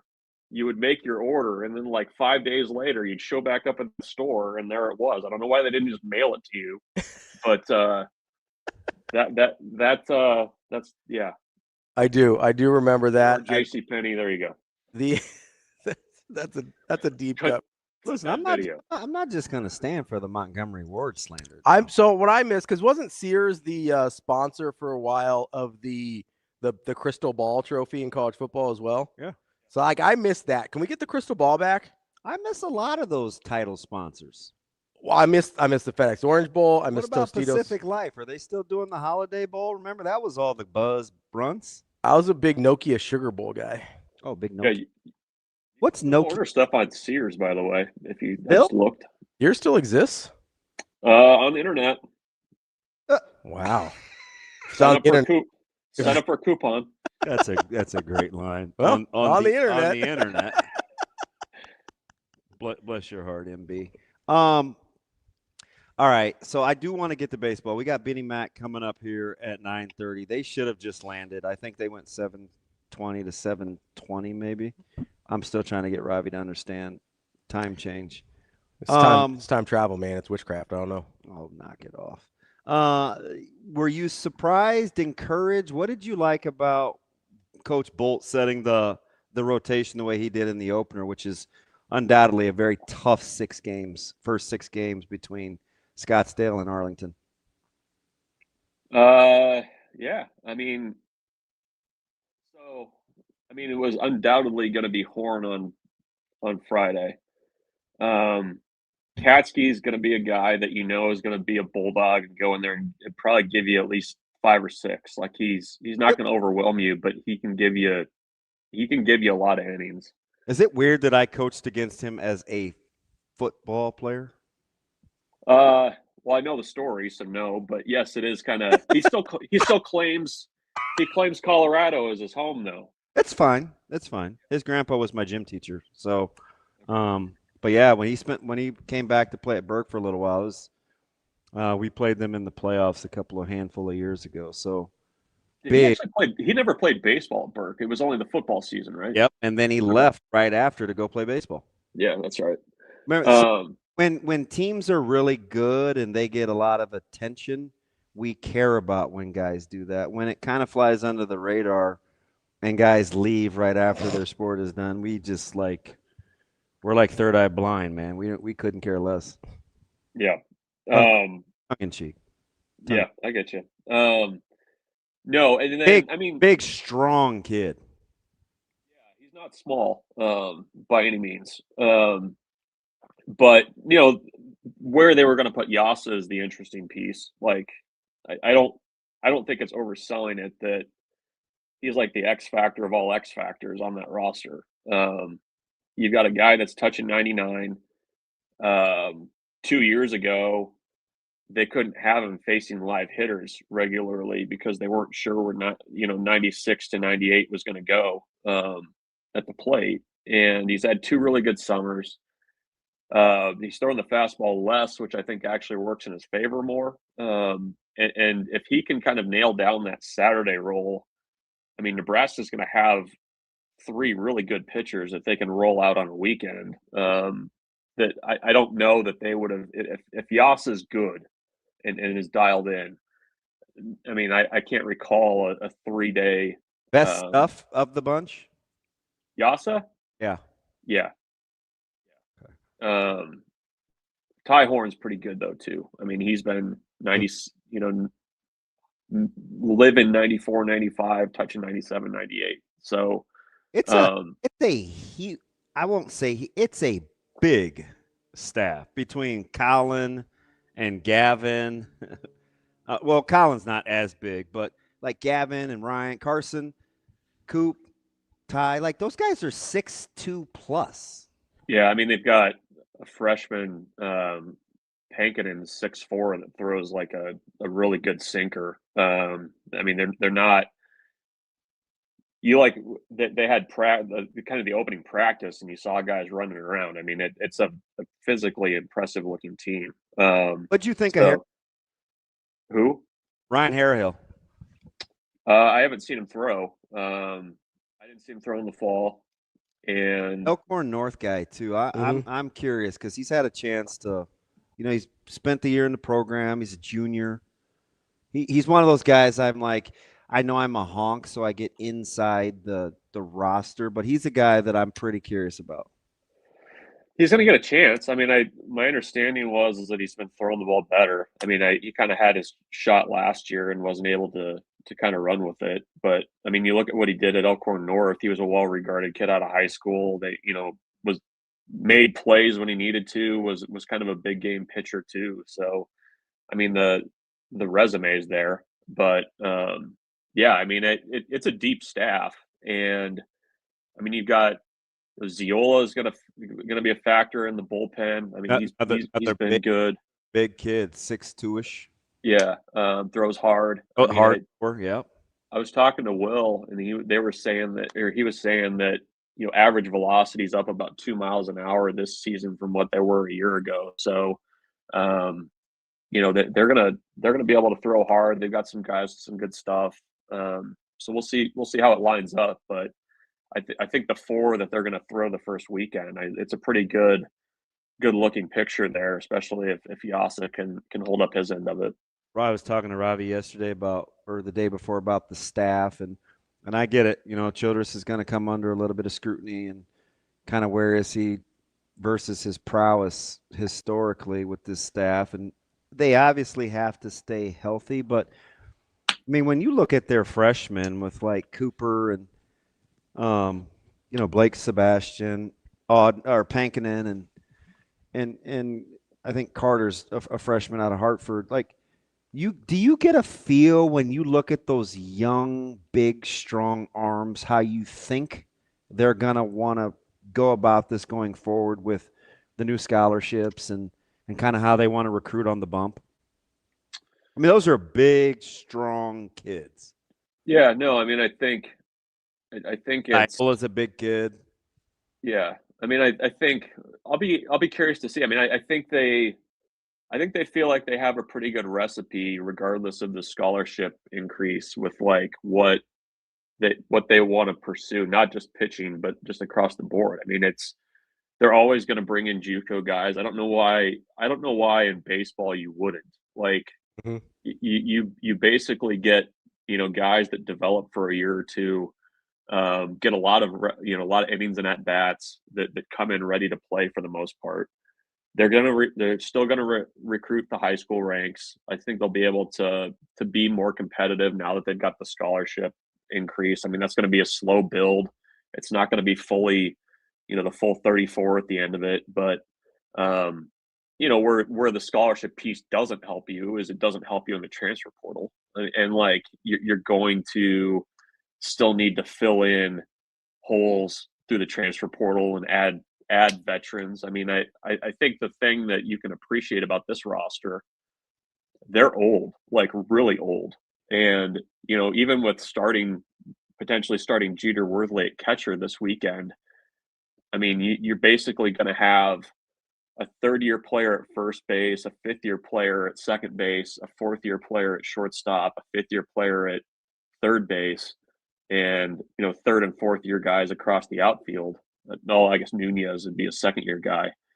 And I think there's a lot of value in kind of getting old and staying old, but also being able to add veteran talent to it too. So I mean, I think Rob probably recruits a little bit differently now than he did 15 years ago, but I think that's also just a result of the fact that there's a heck of a lot of kids out there that are throwing 90 to 92 out of high school than there used to be.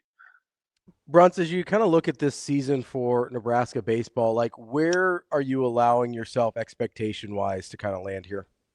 Good one.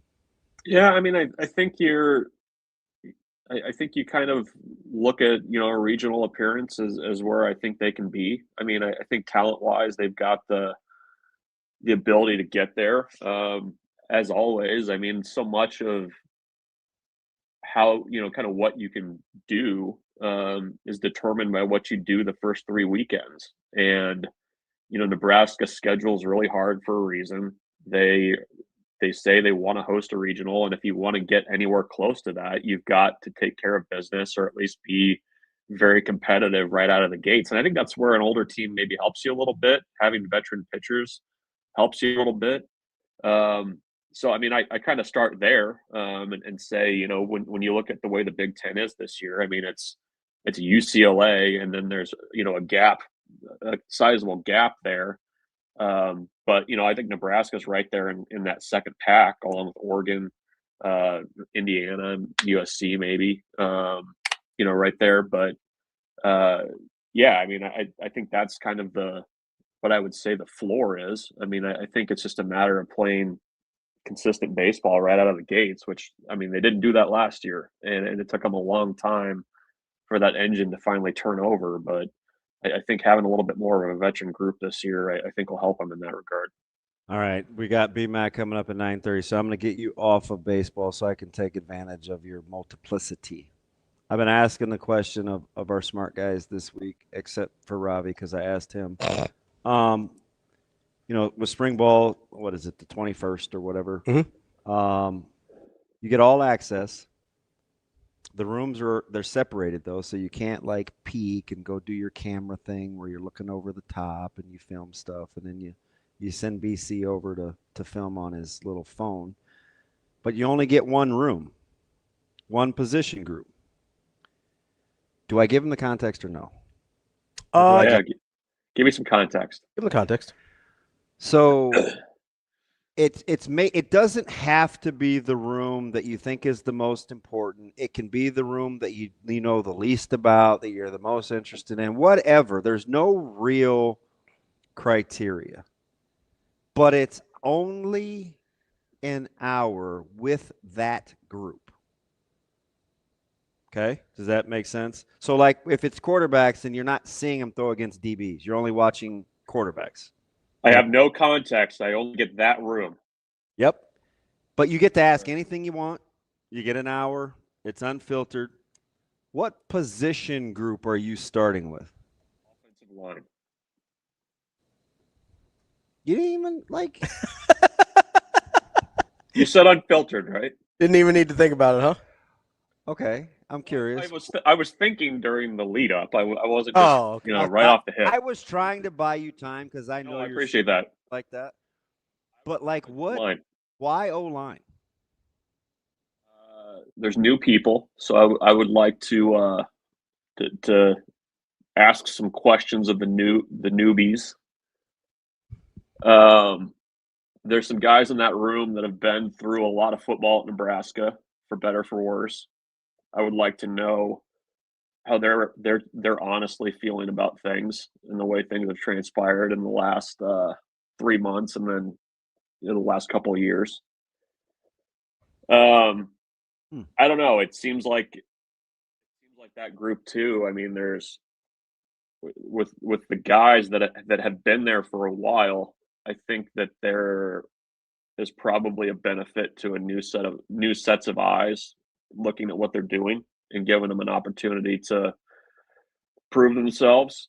And I don't know if we've gotten the same answer. I think I'd go there. What did other people say? We got the actual smart people. I'm in order. I'm D-line, linebackers, secondary. O-line is almost close to last for me. We got another D-line. Who did what was the other group that we got? Somebody said quarterbacks. I would say offensive line, defensive line, and quarterbacks in that order.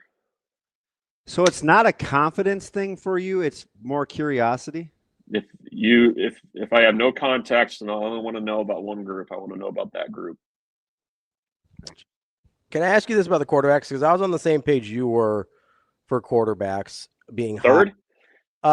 Second or third for me. Okay. Until I got to today, and I had thought about it for like a full day. So I put quarterbacks behind running backs. I was trying to figure out how much I could actually learn if I don't get to see him throw against DBs. You know what I mean? Yeah, that's fair. So I had to kind of slide him down the list a little bit because I was like, I may not get the most bang for my buck there. Yeah, no, that's fair. How about just operating in the unknown? Don't you feel like you have a pretty good idea of the O-line? Or no? I do, and then it doesn't end up playing out like I thought. Huh. How much of it has, and I'm only asking this, BRUNTZ, because you occasionally get these higher level thinkers, but like how much of it has to do with the fact you don't really have a good grasp of O-line play? Or do you? I shouldn't have said. Wow. Jeez. I'm sorry. I didn't. That was you can watch the movie, but you don't know what you're looking at. Very Ravi-esque of me and my delivery. I think it's been interesting to me the last couple cycles where Nebraska for a long time has had they've recruited relatively well at the offensive line spot. Very little of that has risen anywhere near the top. That's why the last couple of years you've had to go in and be more aggressive in the portal with finding guys that you presume to start. Like, I want to know why. Like, what's the disconnect? What is not working there? Because I don't know. Like, it feels like that group. Though you got Spindler, he started. Pritchett didn't beat out a incumbent early. That took time. So, like, what's your track record for thinking that you're going to the portal for starters? Because they're multi-year guys, or like, if you didn't get an automatic starter with Pritchett, is Babalade, Black, or Mbanga better than Pritchett on tape coming out? Maybe Black. Yeah, he's got more of a track record. I don't know, but I mean, I just don't know that you go and you get those guys just to compete. Even though they're multi-year guys, right? I think you do want. I know, but think back the last couple of years. Like it just has not, like, there's not like this next, like you get a depth chart every week. And there's a name listed on the second and third group, and it's like, well, would they actually put that person in if something happened? Like, I just don't know that the development's been good enough there. Like,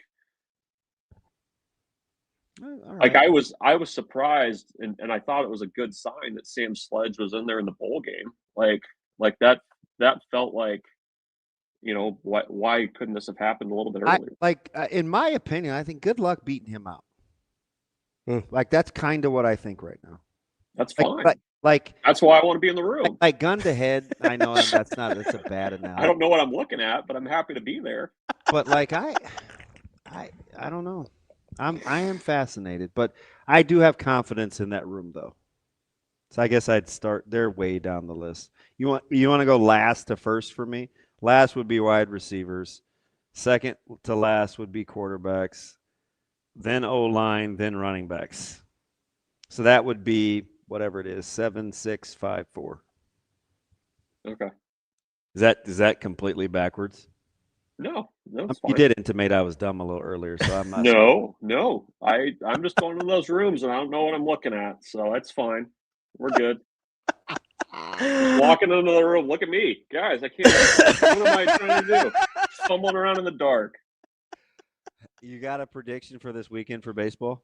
Do they need to go 2-1, or you thinking what? Well, they played 4, so I hope they go. Oh, that's true. That's true. My bad. Very fine.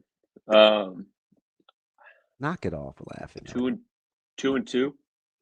Oh, you 2 say and 2? You what 2-2? Are you milk toast? I'd say 2-2. I'd say 3-1. 3-1. I'd feel great about. I worry about what actually concerns me is Northeastern's offense. Yeah, I know. Mm-hmm. I know. They steal like 200 bases last year, something like that. They wreak havoc. And that kind of early with execution and hitting and running can get a little messy. Well, and you worry about it with the freshman catcher. Yas is starting that game, so. But yeah, I'd say 3-1, 2-2. That's where I'd put it. All right, Nebraska's it's top of 3. They got 1 on, no outs, still scoreless. Go, Coach Ravel. They got 2 today, or just 1? 2, I think 2. Yeah. That hence the 9:00 CST start, BRUNTZ. They're not going to sit around the hotel all the rest of the day. That's why I was like, I hope they're playing 2 today. That's a early. I would wonder what they're going to do with the rest of their day. And they came out and they're fighting blacks. Going to the beach, maybe. I don't know. Nah, got stuff to do. They ain't doing that. That's for What's this on? The Deuce. The Deuce. Okay, I'll go flip it on here. All right, buddy. I need somebody to talk sports with. We'll see you later. Yep. See you guys. Michael BRUNTZ, Husker 24/7. Are we flipping right to Mac? He's ready. Go All right. right to our guy. His time is precious. There's my dude. Ben McLAUGHLin, Husker Radio Network. Ben, how we doing this morning? That was a cool, slick transition there, fellas. Nicely done. I'm doing good. How are you guys?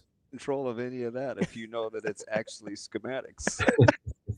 that was some high level execution there. While I heard you guys talking about softball, I'm trying to get that right above me here on the TV. Yeah, it's on the Deuce, my man. So Jordy's up, 1 on, no outs, top of 3. Jensen looks good early, so I'm pretty encouraged. I'm very excited about their 1-1A punch on the bump this year, having seen a ton of Alexis Jensen. Yeah, just got to keep the ball in the ballpark, right? I mean, I think she learned some hard lessons last week, but the strikeout numbers are real. I mean, that means the stuff is real. So, yeah, I'm with you. Yeah, and Ravi is quick to like he's like the water's wet guy. It's like, shoot, man, the 7 ERA. He's like, oh, it's early. No, BRUNTZ said that. I didn't say that. Bleep. Just because it was mean doesn't mean I said it. BRUNTZ said it. Well, you got some that kind of morning, guys, huh? Oh, you were on the plane. So what time did you guys leave? Well, so we had a little bit of change of plans. I ended up coming the last flight out last night, and that was a game time decision because we both have other jobs. So we needed to get here. We needed to get here this morning so I could be on Hurrdat Sports and Nick could do real people stuff. So we ended up just taking the last flight out last night. So it all worked out. You don't have to hurt Slick's feelings because I like him a ton, but there is no comp to traveling like traveling with old DB, right? No, there isn't. There isn't. But we don't get the luxury of charter flights with baseball. So you and I would not be sitting next to each other. So that would just add to my intrigue of, when you're the first one off the plane, when you're traveling with somebody commercially, and then I'm just anxiously waiting you to get off the plane to find out. Did you get your charger working? Yeah. Headset volume. My laptop from 3 seats away. Yeah. So yeah, we don't get that. We don't get that on the baseball realm a ton. We do get some charter flights. I'm not going to sit here and act like we have to walk from destination to destination, but this was a direct flight, so a little bit different. All right, 1-0 good gals early. 1-run double. They're on the board against LSU in the Classic at Clearwater. How about that? How about that LSU regional last year? Was that one of the more impressive performances ever? I mean, that was awesome. Again, I put softball with hockey and volleyball as sports that correlate from television to the real life experience very, very well. Mm-hmm. I would agree. Wholeheartedly. The thing that every once in a while I'll be with somebody at baseball and softball, we going on, be like, oh, let's go peek over at softball. The thing that they always tell me the first time watchers live, I can't believe how fast action and how hard those girls throw. Yeah. Sick. It's hard to really get it on TV, but I mean, as someone who played baseball my whole life, I don't know that I'd feel uber comfortable standing in that batter's box. Listen, the way that yellow pill moves. As someone has tried to hit 46.6 that could really hit 60 feet 6, it's brutal. It is absolutely. I mean, you kind of feel like you're guessing. Yeah. Right? It's like, I'm going to sit on a fastball. Anything else, I'm like pretty screwed. How about just picking it at the hot corner? Like, right. Yeah. I remember sitting next to Alicia Armstrong, shortstop from Beatrice and the Women's College World Series team. And we were in the bleachers in OKC, and I was like picking her brain about hitting because at that point I was just a few years removed from playing. And I was just like, so the softball, right? Like baseball, it's overhand and you're trying to read, up, down mostly. And she said, well, the thing with softball is your eye level goes straight to up. Like that's how you have to read as a hitter, and then the spin on the ball. So it's just like a completely different hitting philosophy than it is baseball. So it's just backwards. But working Your thought process is backwards. Top down in baseball, like, would be very, very tough. Although, B-Mac with guys, and this will transition to the staff because this is kind of where I want to start with you with this team because I think they're very, very capable and strikes are at a premium. But maybe you're not surprised with the velo being up the last 5-6 years in baseball that pitchers can now work top down in the zone. Remember when you would get belt or chest high fastballs? That was I'm turning this thing around. But now it's like you can't catch up. Are you surprised at kind of how the game has changed that way? I'm massively surprised. I'll never forget. This was the year the Big Ten tournament was in Bloomington, and Matt Waldron, who was a big leaguer, was pitching against Iowa, and he was zooming it that day, and it was 92-93. And I remember being so excited. I was like, wow, like that is insane. Now you see 92. Your velo would be down. Oh, you see 92-93. It's like, oh, he's a thumber. Like it's like I remember the first time I saw Bristow losing MPHs off his fastball. He's not feeling good today. Yeah, what's wrong with you? He's fatigued. Like I remember seeing 100 for the first time on track because I have the TrackMan data next to me when I call the games, and so I remember the first time I saw an actual 100, and I was like, wow, this is Aroldis Chapman stuff, right?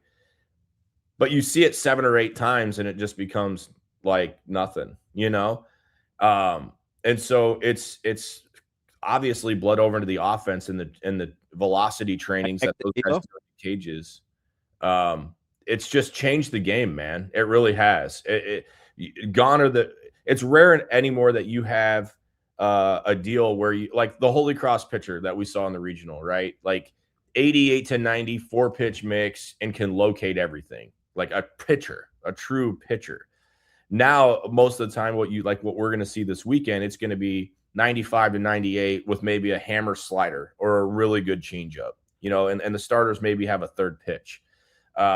It's rare that you have all 4 while throwing that, but it's becoming more and more common. The game has completely changed.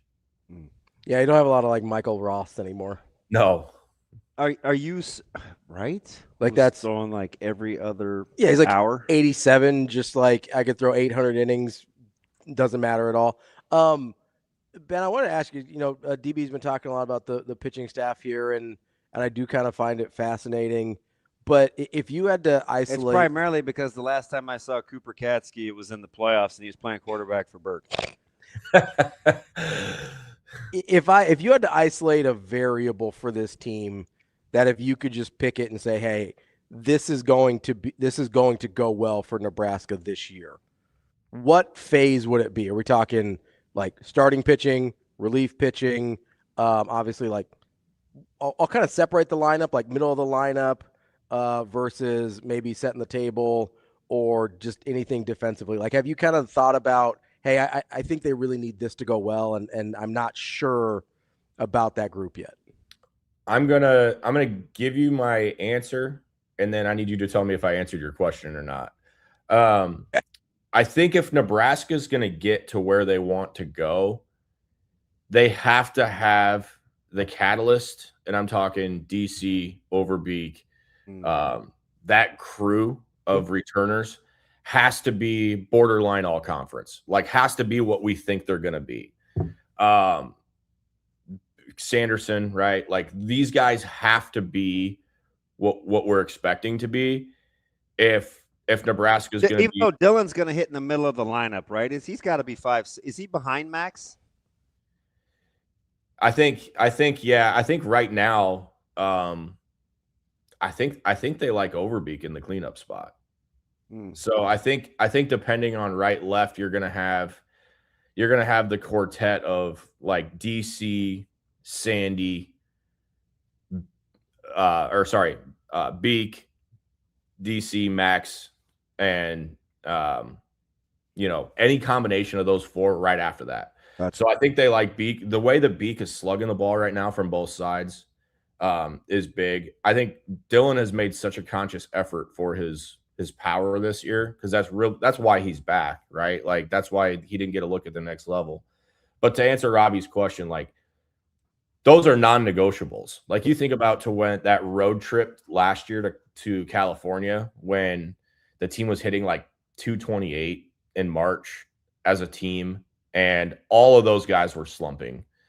Guys were hurt, other than Devin Nunez and Tyler Stone, who was dealing with a messed up shoulder. They had nobody on that roster that could hit at that time. And so if Nebraska has anything like that again, I think the supplementary pieces are better. Like I think, Buck and Worthley and, having Jeske down at the bottom of the order. You're going to have some parts there that, Kitchens, I think you're going to have some parts that are in totality more talented than the offense last year. But if they're going to make a push, you have to have those guys going because it means you're slugging. It means you're gapping balls. It means balls are leaving the yard if those guys are going. And so to answer your question, Robbie, I think I'm answering it. Like that core group has to be what we think they are, or I'm just not sure they can reach their goals. So when you look at, so kind of along those lines of the variables, though, what's the ceiling is too broad. How talented, let's not say how good, how talented do you think these big, strong arms are, especially as many left-handers as they have? Yeah, I think the left-handed pitching to me is interesting this year because we have the usual suspects, the guys that we've seen, the Clarks, the Clevingers, the Worthleys. But I think this staff is really high on some of the new lefties that they have. Like Braxton Stewart or yeah, like I would throw Stewie in there. They've got some pieces to more than mix and match lefties. So I think when you look at the staff and you look at, potential or ceiling, you start with the stuff that we were talking about. And I think that you have that, right? The left-handed pitching to me is going to be a little bit of a story. Like I think Clark is more than a one inning type of guy, and they need that out of guys like Clevenger too. Is Colin in that discussion? Who's that? Is Colin in that discussion? Yes, 100%, 100%. And Colin's in line to potentially start. Nebraska, when we sit down with the coaches, I think, and I'll have to ask Nick if he felt the same way, but I think they were as high as on Novacek as they were anybody. Yeah, he's had a year in the program too. Like he gets it. His development from end of season last year to now, like that's a pitching coach's dream, is to see a young man grow up, start handling things off the field, have that kind of mental light bulb click on. And you've seen that on the football side, Damon, as a coach. You're like, when that light clicks with the talent, then it starts to get scary. And then obviously you throw in the right-handed guys, and Manel's going to get a lot of the eyes because he's going to start the year as a closer. And he's got big shoes to fill with Broderick. But I think in a perfect world, you kind of have another situation with Manel that you did with Broderick where he can throw, 40, 50 pitches if you have to come into the At least he's used to it coming over from Mississippi State, though. Yeah, and he's nasty now. Like, he is nasty. He looks like a tight end. His fastball has like 18 inches of run this way, and his slider has like 22 inches of break that way. So, like, if you were to see those overlays of the arm slot, like his balls literally go like this. Ask Dylan Carey what he thinks of Kevin Manel. But no, I think the young guns, right? Like Pankinen and Ziola, like You'll like Ziola's competitiveness, B. It runs in the family, Lloyd. Dad doesn't play, and neither do the boys. Yeah. When I asked about Pankinen, because that's a name that I I'd started to heard rumblings from some of the guys about Childress had to like hold back a smile, and that's a lot for him. He's very even keel on all of his guys, but so I'm excited to see some of these guys pitch because they're going to face some electric offenses down here. The first 4 games with Northeastern, UConn can always hit, and obviously Stanford's going to have one of the better lineups in the country. So, yeah, there's no easing into this thing. We're going to find out.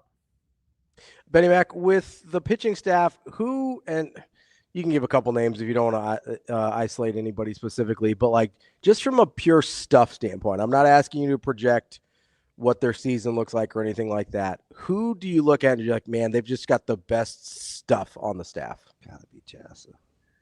Yeah, I mean, it's hard to ignore your Friday guy with Horn. Like when he's going and he's got 4, he's locating 4. Like earlier when I was talking about, like that's what makes you an ace is if you have that top end stuff and you can control 4 pitches. You saw that from Ty's last 2 outings with UCLA and in the regional, like just borderline unhittable. And I think he's carried that over. He's added some good weight. His velocity's up on his fastball. And then I heard Damon kind of under his breath say Yasa. Like, it's hard to ignore 100, you know? Like you can't just put that on the back burner. But the thing that's going to make Yasa, because he was 98 last year. So, like, it's not like he was nothing last year. But the thing that he has this year is he started throwing the cutter, and he throws that more frequently and more. He can locate it a lot better than his fastball. So he's 92, 93 with cut, with 100 and a changeup behind it. So, like, you know what's weird about that, B? You'll get this because he's like 6'12". No, well, he's like 6'7", but sometimes those hard throwers have to learn at this level to throw down. So I think the cutter helps him get good natural run downward and inward. You know what I mean? Yeah. And what's weird is he lost weight. like he lost about 10 pounds. And I said, how? But he was already a drinking straw. That's what I'm saying. Hiding behind a stop sign. Yeah. So, you know, I think his took it, Horn? Maybe. But he's not a, you know, edge rusher himself either. You know, is Horn 200 yet? Yeah. Yeah, he's probably 205. Yeah, he's put together like. Dude, then him and if Yasa's lost weight, then they got to be about the same. Horn has it a lot like in his thighs, like in his legs. You know, he's not gonna, you know, like a little Schwellenbach-y. Yeah, like little stubby. The roster has him at 190 for what it's worth. Horn? Yeah. It's got Yasa at 215. Those are both wrong. How could Yasa? So are you B-Mac? Yasa is also what do they have him listed at? 6'8", 6'7". So Yasa's not 250. He's lower than 215. It's hard to tell because he's so tall. But like there's not a lot to him. No. Like you wonder where 100 comes from. Like Aiden White's another one. Like I don't know what they have him listed at. Maybe like 5'9", $170. But he's throwing 92, 93 right now, and that's what's making him good is because Bolt's like, you know, you see him out there and you're like, I don't see that coming. You know, like the hitters are surprised that he has that much juice on the heater. And so it surprises them a little bit. So, yeah, I mean, in terms of stuff like Yasa, Horn, Manel, like your frontline guys, but Ziola, I mean, I would put him right up there. Pankinen, I'd put him right up there. Obviously, you know. Are you going to slap my hand if I ask about – so for 2 years in a row now, I'm like, hey, what am I going to say? Go ahead. You're laughing already. No, go ahead. Who am I going to ask about? No, go ahead. B-Mac. All right. This isn't like my Jamal Turner deal, but what am I going to get from Clarkie? I mean, Caleb is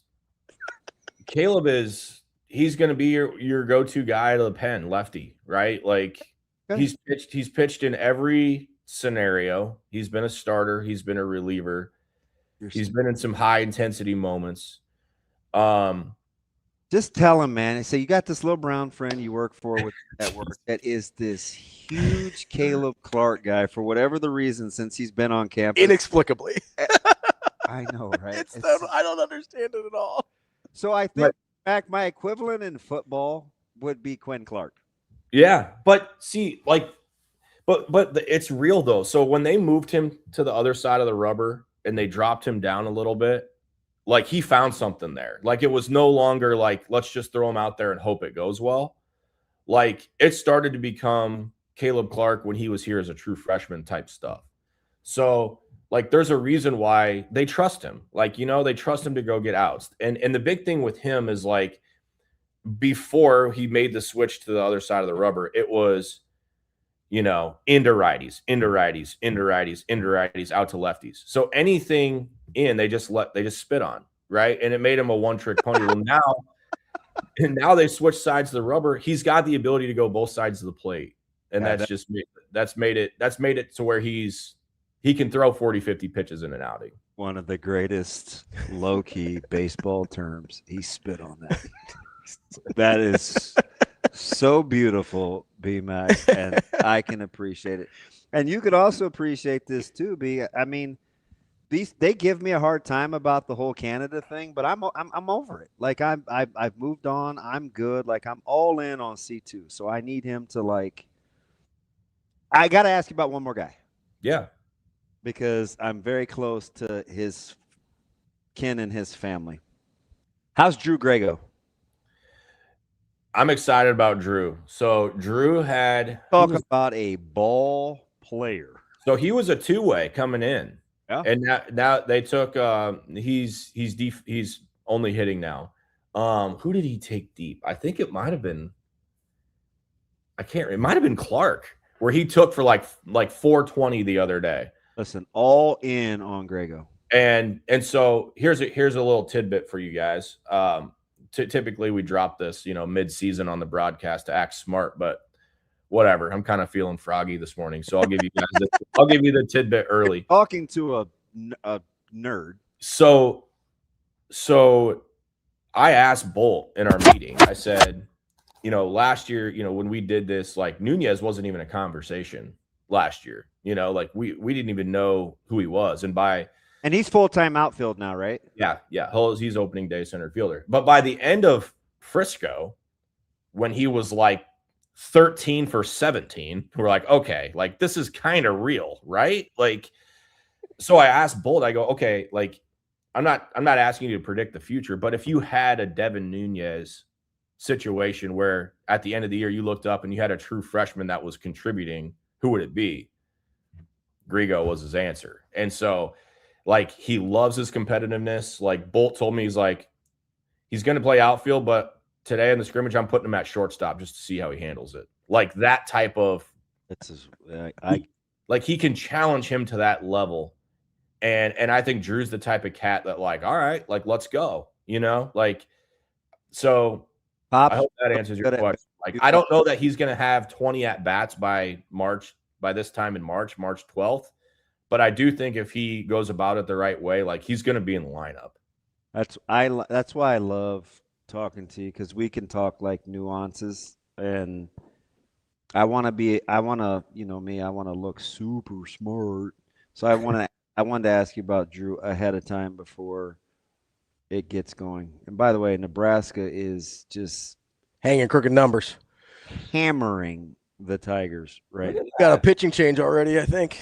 So last one, B, and this is for fun.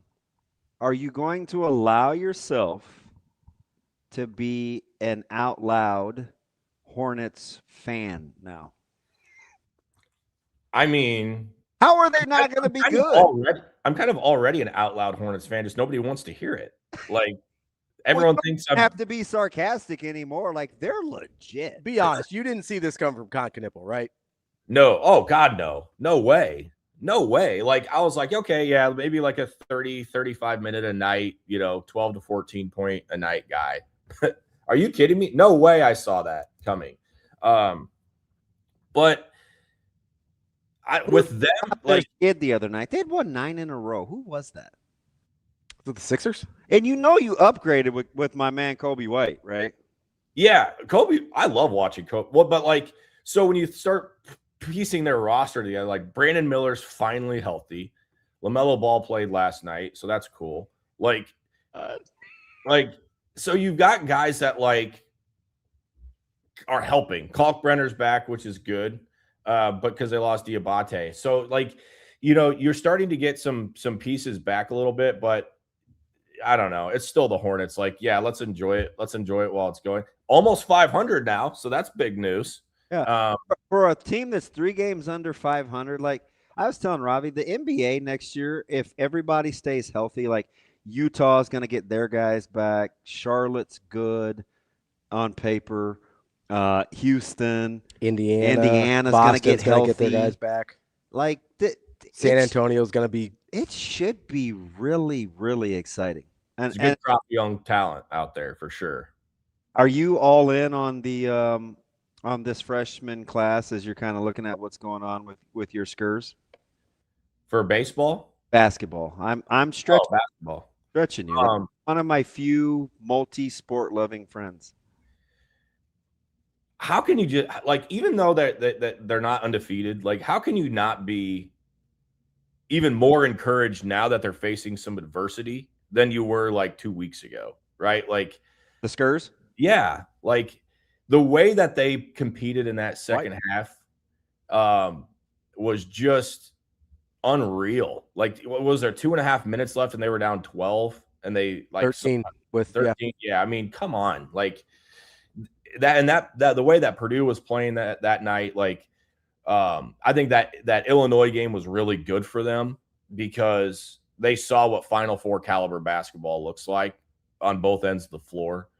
And then the Michigan game was a great game, and you were without, 2 of your better players. So I don't look at it like, oh, they've lost 3 losses. They've lost to 3 good teams. They don't belong. Like I, in fact, think the opposite. I think they've proved to themselves that they belong on the floor with those teams.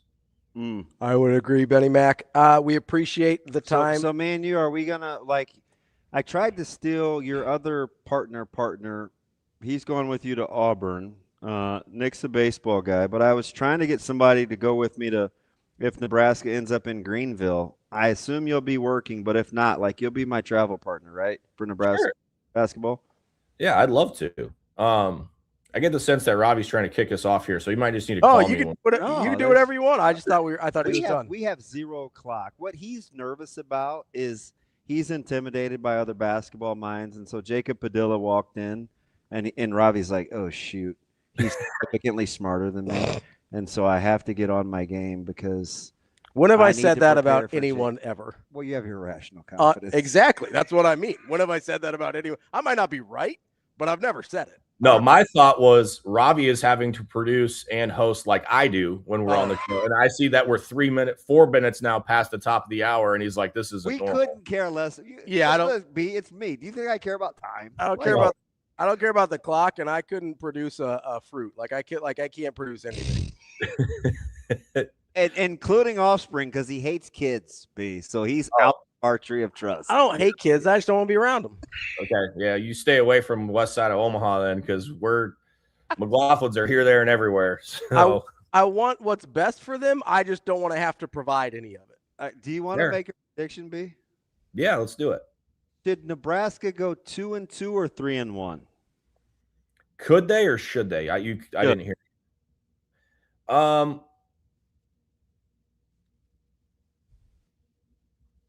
I'll take the cop out and say 2-2, but part of it's just like I would feel better if I'm expecting a couple 2-1, 3-2 type games, but just with the offenses because the offenses are always ahead. I think at this point, pitch counts are lower, like you're outside, defense is usually a little sloppy, so I'm expecting more runs, which I don't know favors Nebraska out of the gate.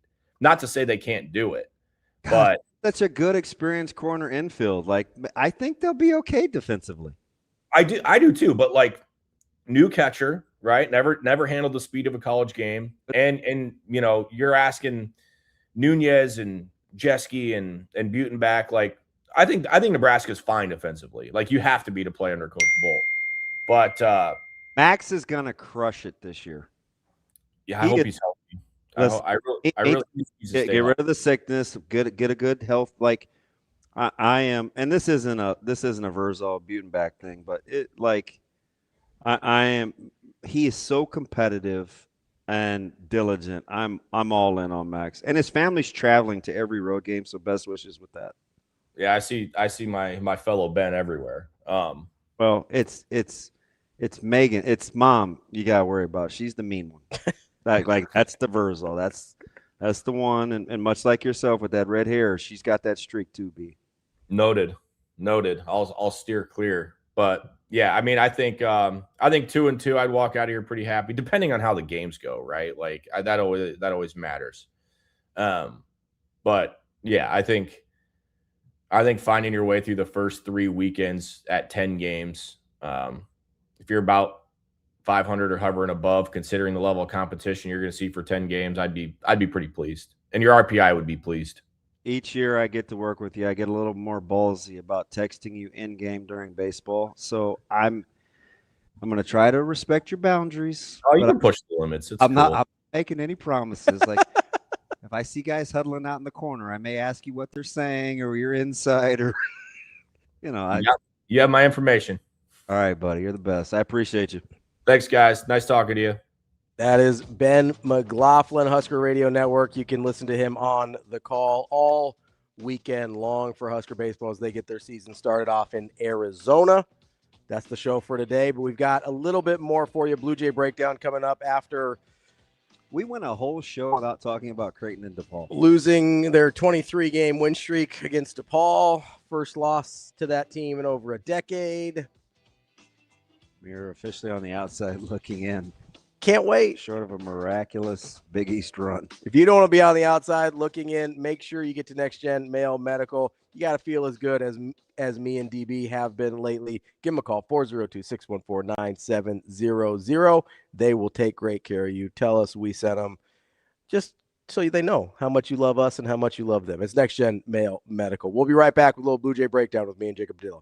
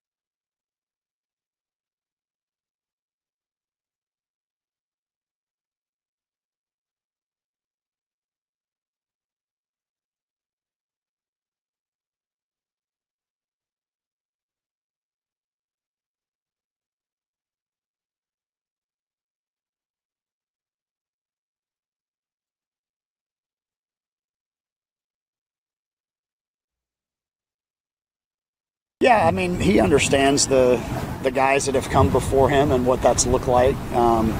McConaughey last year before he got hurt was just a JUCO guy that pitched out of the pen until, he mastered that role. And Brett Sears, his story is pretty cool about how he was really not much of a factor the year before and turned into the Big Ten Pitcher of the Year just because he kind of put his blinders down. And Emmett Olson before him and, Cade Povich before him. I mean, those guys are all potential big leaguers, and Ty is no different than that. I mean, I think the thing that he can really look at is just how those guys went about their business week to week, how they really supported their teammates on the days they weren't playing, and how they really set the tone for the group. And I know those are things that are important to Ty. He didn't want to assume anything going into this season, but I know he was hungry to get the ball on opening day.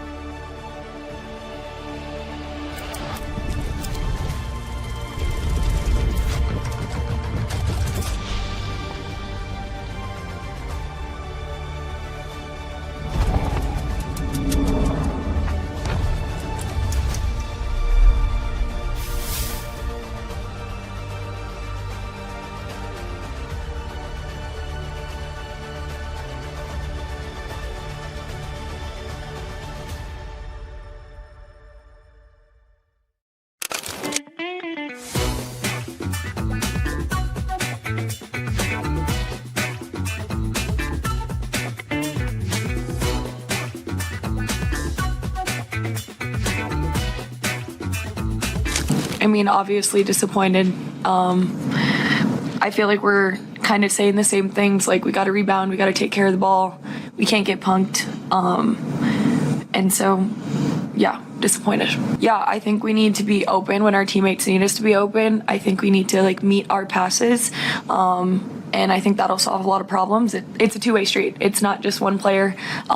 It's both players, and so we're gonna have to be able to figure that out in practice. I mean, yeah, I think confidence-wise, I think it, builds that. But unfortunately, that's not how our team works. I mean, obviously, individual stats are great, but as a team, I think, like Cal said, we just kind of need to come together and figure out what we need to do to come away with a win.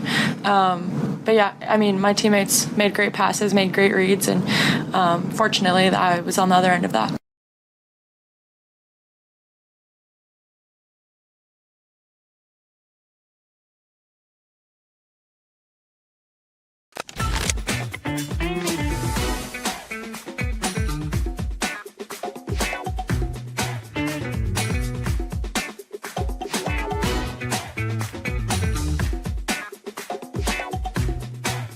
Yeah, just that's where a lot of our makes came from. If you look at our numbers in the second half are very similar to their numbers in the first half, right? And so, like, just getting off to a good start and, getting them on their heels a little bit. We knew they would make a run and get going. But, yeah, it was good to see on the road, because that's when you get into an environment like this against a top 10 team in the country, like, you let them get their heads up, it can be a blowout.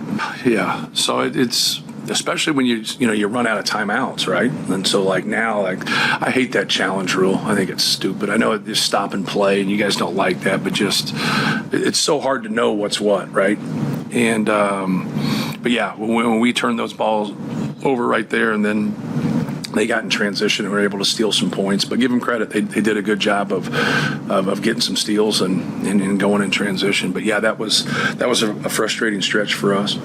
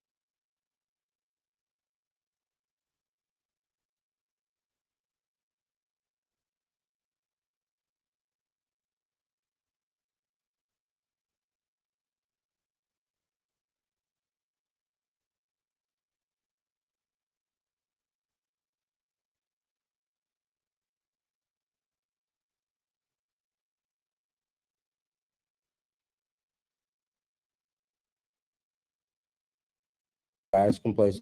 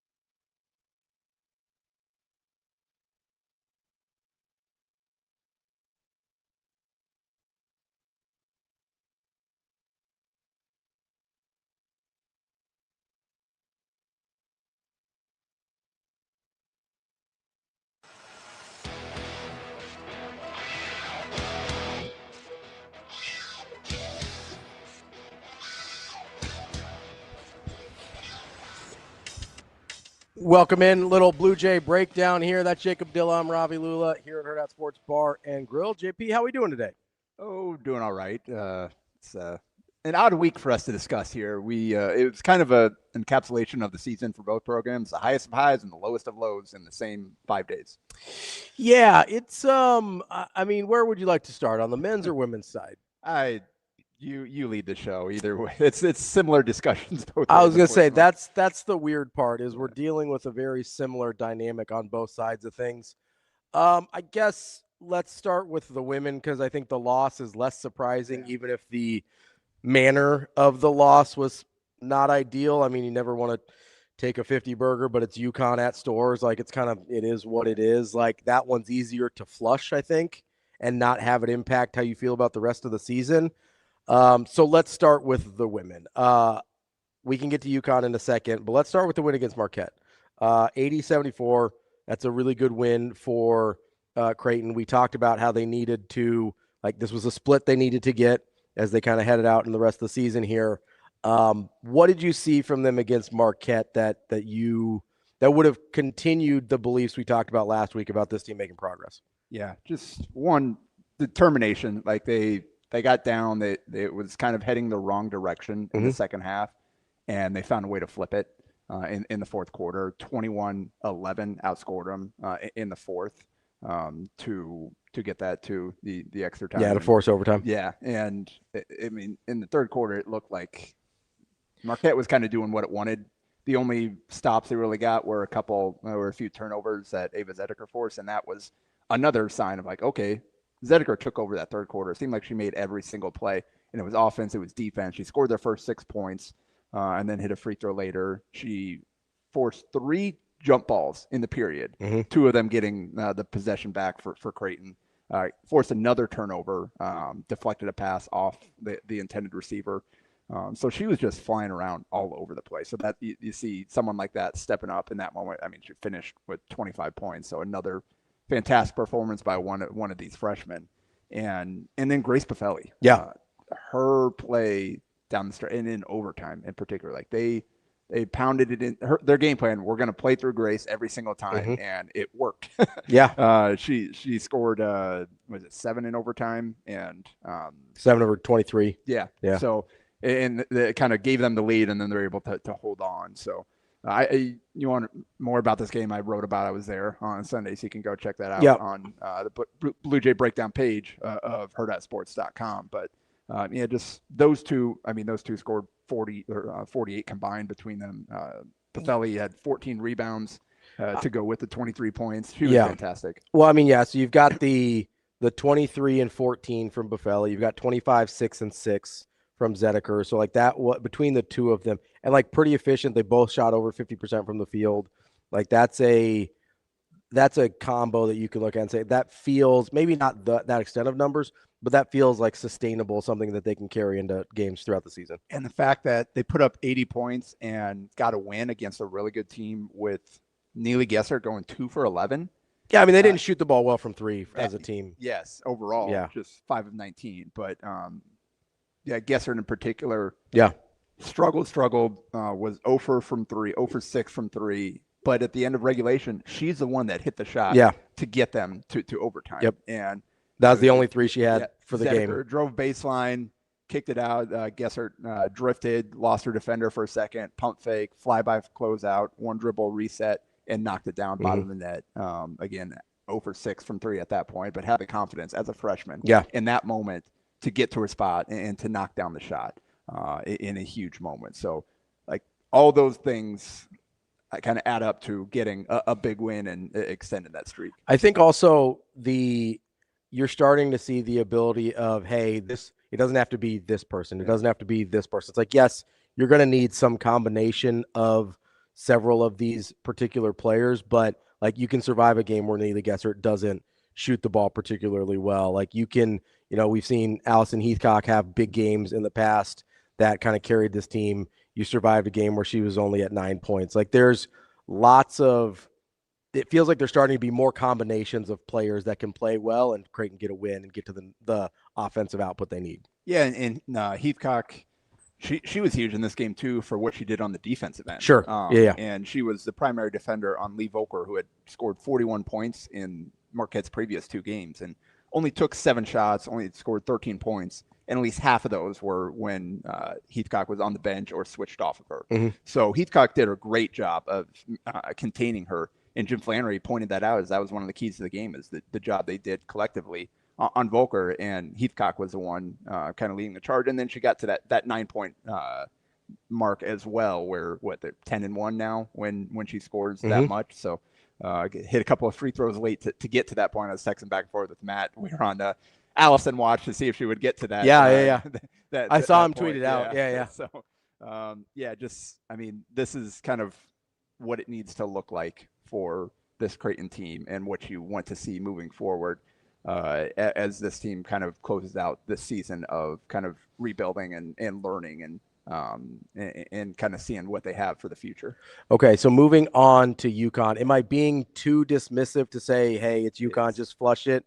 Or should I be paying more attention to how it went down? No, I mean, more than anything, it just shows how big of a gap there is from UConn and pretty much everybody else, because so not only are they bigger and more athletic, like the biggest issue for Creighton is they just couldn't.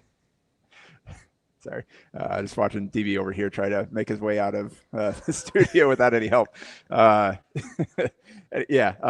Just not only they're bigger and more athletic, and Creighton just they hit 4 threes in the first quarter. It was 19-14 at the end of the first. So, okay, hanging around here, and they went 6 for 31 the rest of the game. Like it's in. They just couldn't. You could see they couldn't create anything. How many? Like more than half their possessions that felt like they were chucking up a prayer. It was a turnover or late clock, just throwing nonsense up because you're trying to avoid the shot clock. Because UConn is that sound defensively, and there's just no cracks for them to exploit. And then on top of that, UConn went 14-26 from 3. So every time Creighton made a mistake, UConn was splashing a 3. Yeah. I mean, they scored 27 points off turnovers. I mean, Creighton turned it over 22 times. So like that right there, that is probably the one where, okay, it's like you're not gonna go shot for shot with UConn, and you're not gonna get the easy points.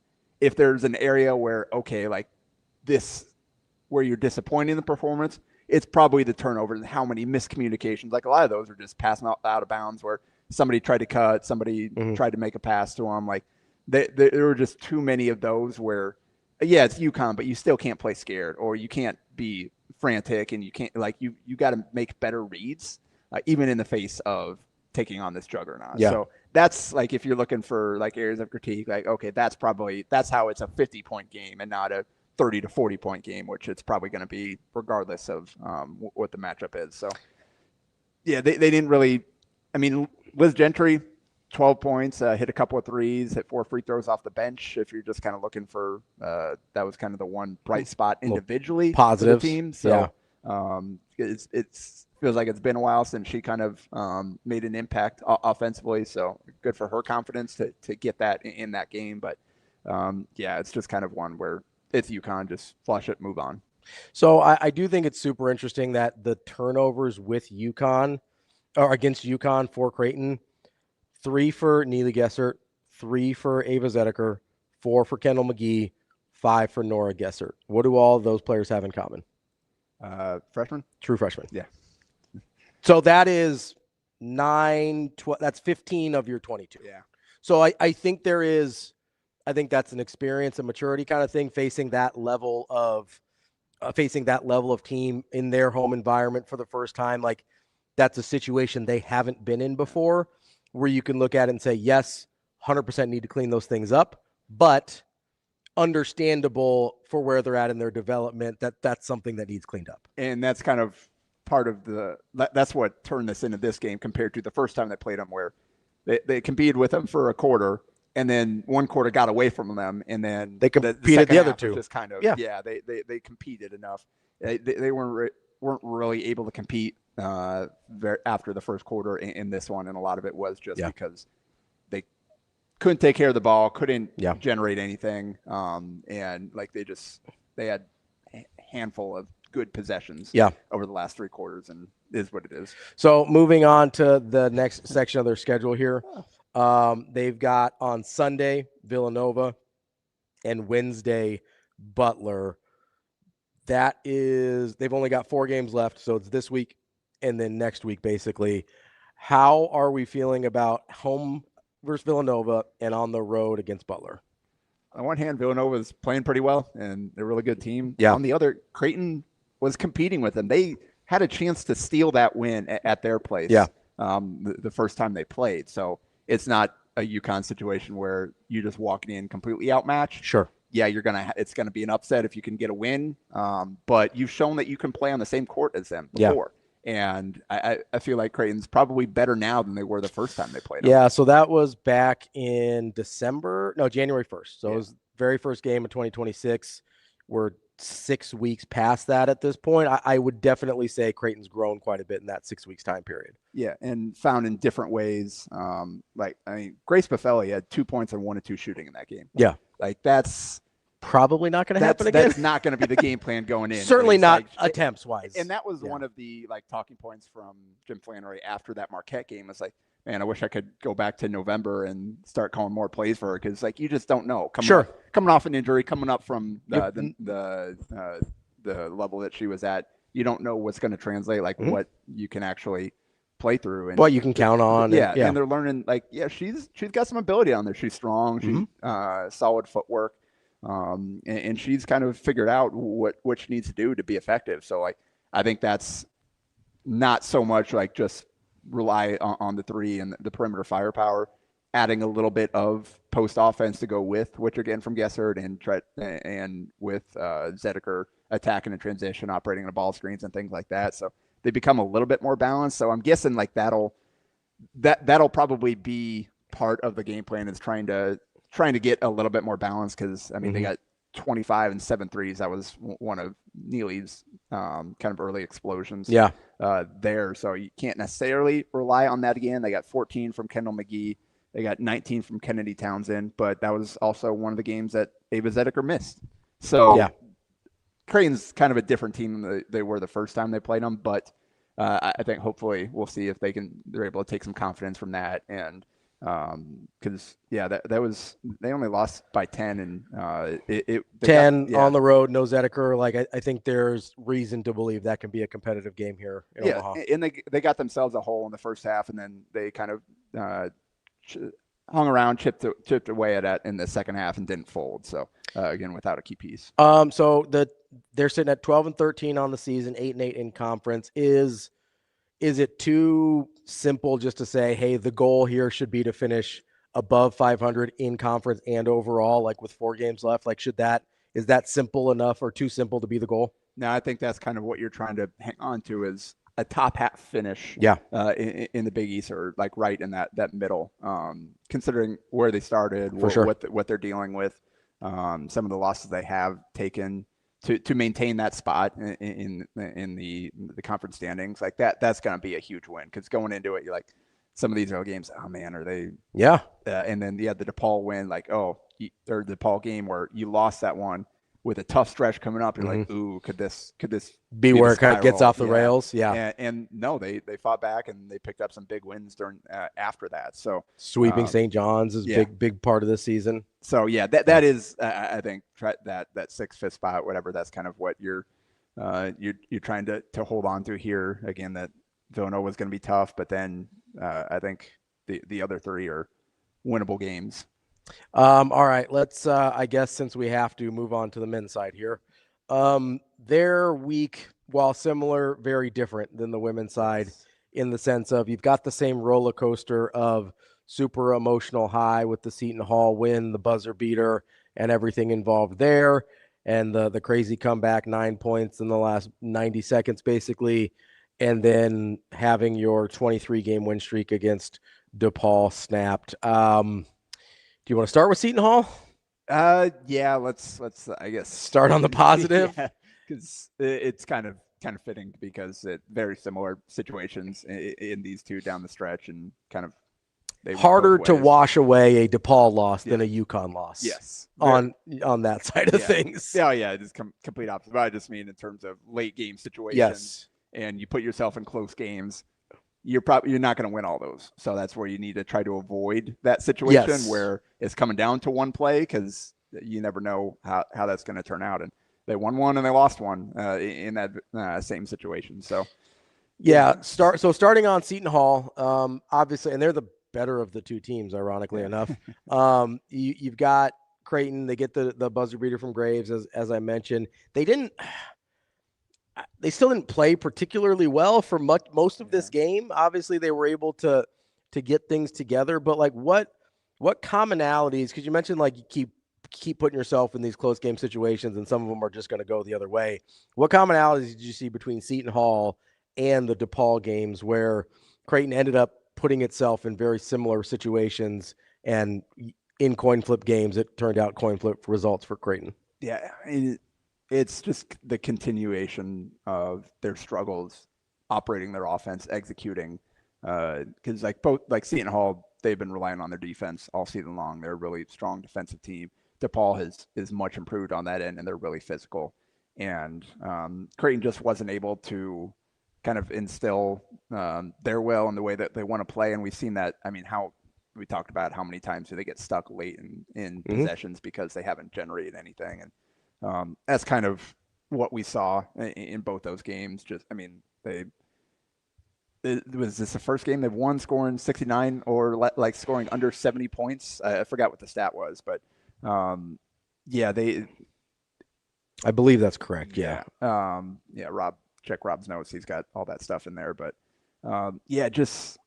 they've just struggled to sustain success and to continue. I mean, they got to a decent start, but dug themselves that big hole, and you need everything to go right. And we've seen 3 times now at home they've pulled off these miraculous comebacks. And so again, the odds, you keep putting yourself in these situations, then you're not going to win all these. And so you got to try to avoid coming down to one possession games as much as you can, where you can get caught like they did at DePaul. But just focusing on this game and that run in particular, just the contributions that everybody made. They needed everything to go right. You're down 9 with 90 seconds to go. Yeah. And they've found a way. Their pressure, they got the bucket and then set up their press and force a timeout and then force a turnover, stepping on the line. So that's where it starts there. You steal a possession back that way. And then you got the Fedor Zugic hit the 2 threes that he did late. You've got the missed free throw at the end there. Yeah, need a little help. Yeah, so to give them a chance to win it or tie it versus needing a 3 in that situation to send it to overtime. And then you got Graves hitting the shot. Yeah, and I mean that. Max talked about it. Like he probably shoots a better percentage on those step backs than he does on just straight catch and shoots. He was also 0 for 7 on game winners at Charlotte, he told Mac. So I guess he was due. But yeah, just for that moment, like the celebration, credit to them for locking back in and defending for that final 1.5 seconds or whatever it was. Yeah.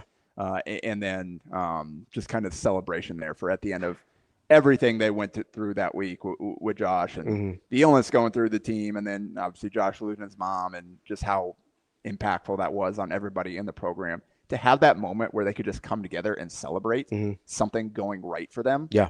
That was huge. That's exactly what they needed in that moment because of everything they had been through. So I'm glad that for their sake that they're able to have that moment, even if it didn't end up being something that they could sustain. Yeah. So I think the hard thing for me with this team over the course of the season, and this week is a really good example of it, is I keep searching for, oh, maybe this is the thing that'll make it click. Maybe this is the point where they turn it around. Maybe this is the part where they finally figure it out. And I think you kind of touched on it there. I think we're at the point where it's just, hey, we're going to celebrate the nice moments that they have, but that's probably all that this season's going to be, is a handful of nice moments over the course of a largely disappointing season. I mean, yes, could they have a miracle in New York? But like, obviously an at-large bid is 100% off the table. They have to go run the table in New York if they want to make the NCAA tournament.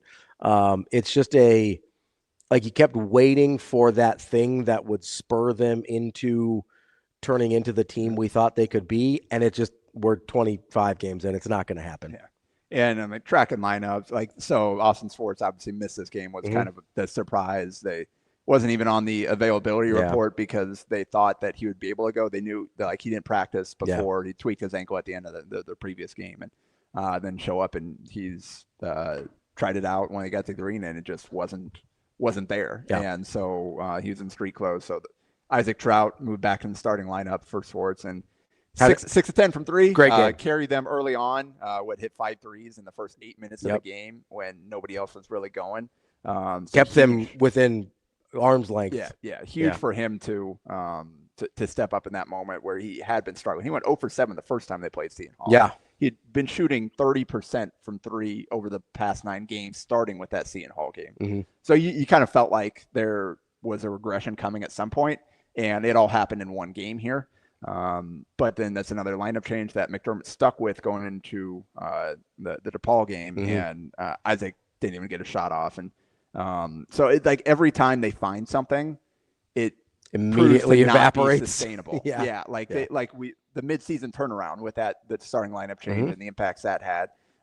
You got off to the nice spurt there, and then lasted a couple weeks, and then it was gone. Exactly right. So everything they found, you've got Blake Harper at 1 point in the Seton Hall win. Just you can't find really anything that has consistently been there for this team. Yep. And whether it's lineups that click, whether it's individual players stepping up, they just have, every time they found something, it's been short term, and they've had to try to find something new.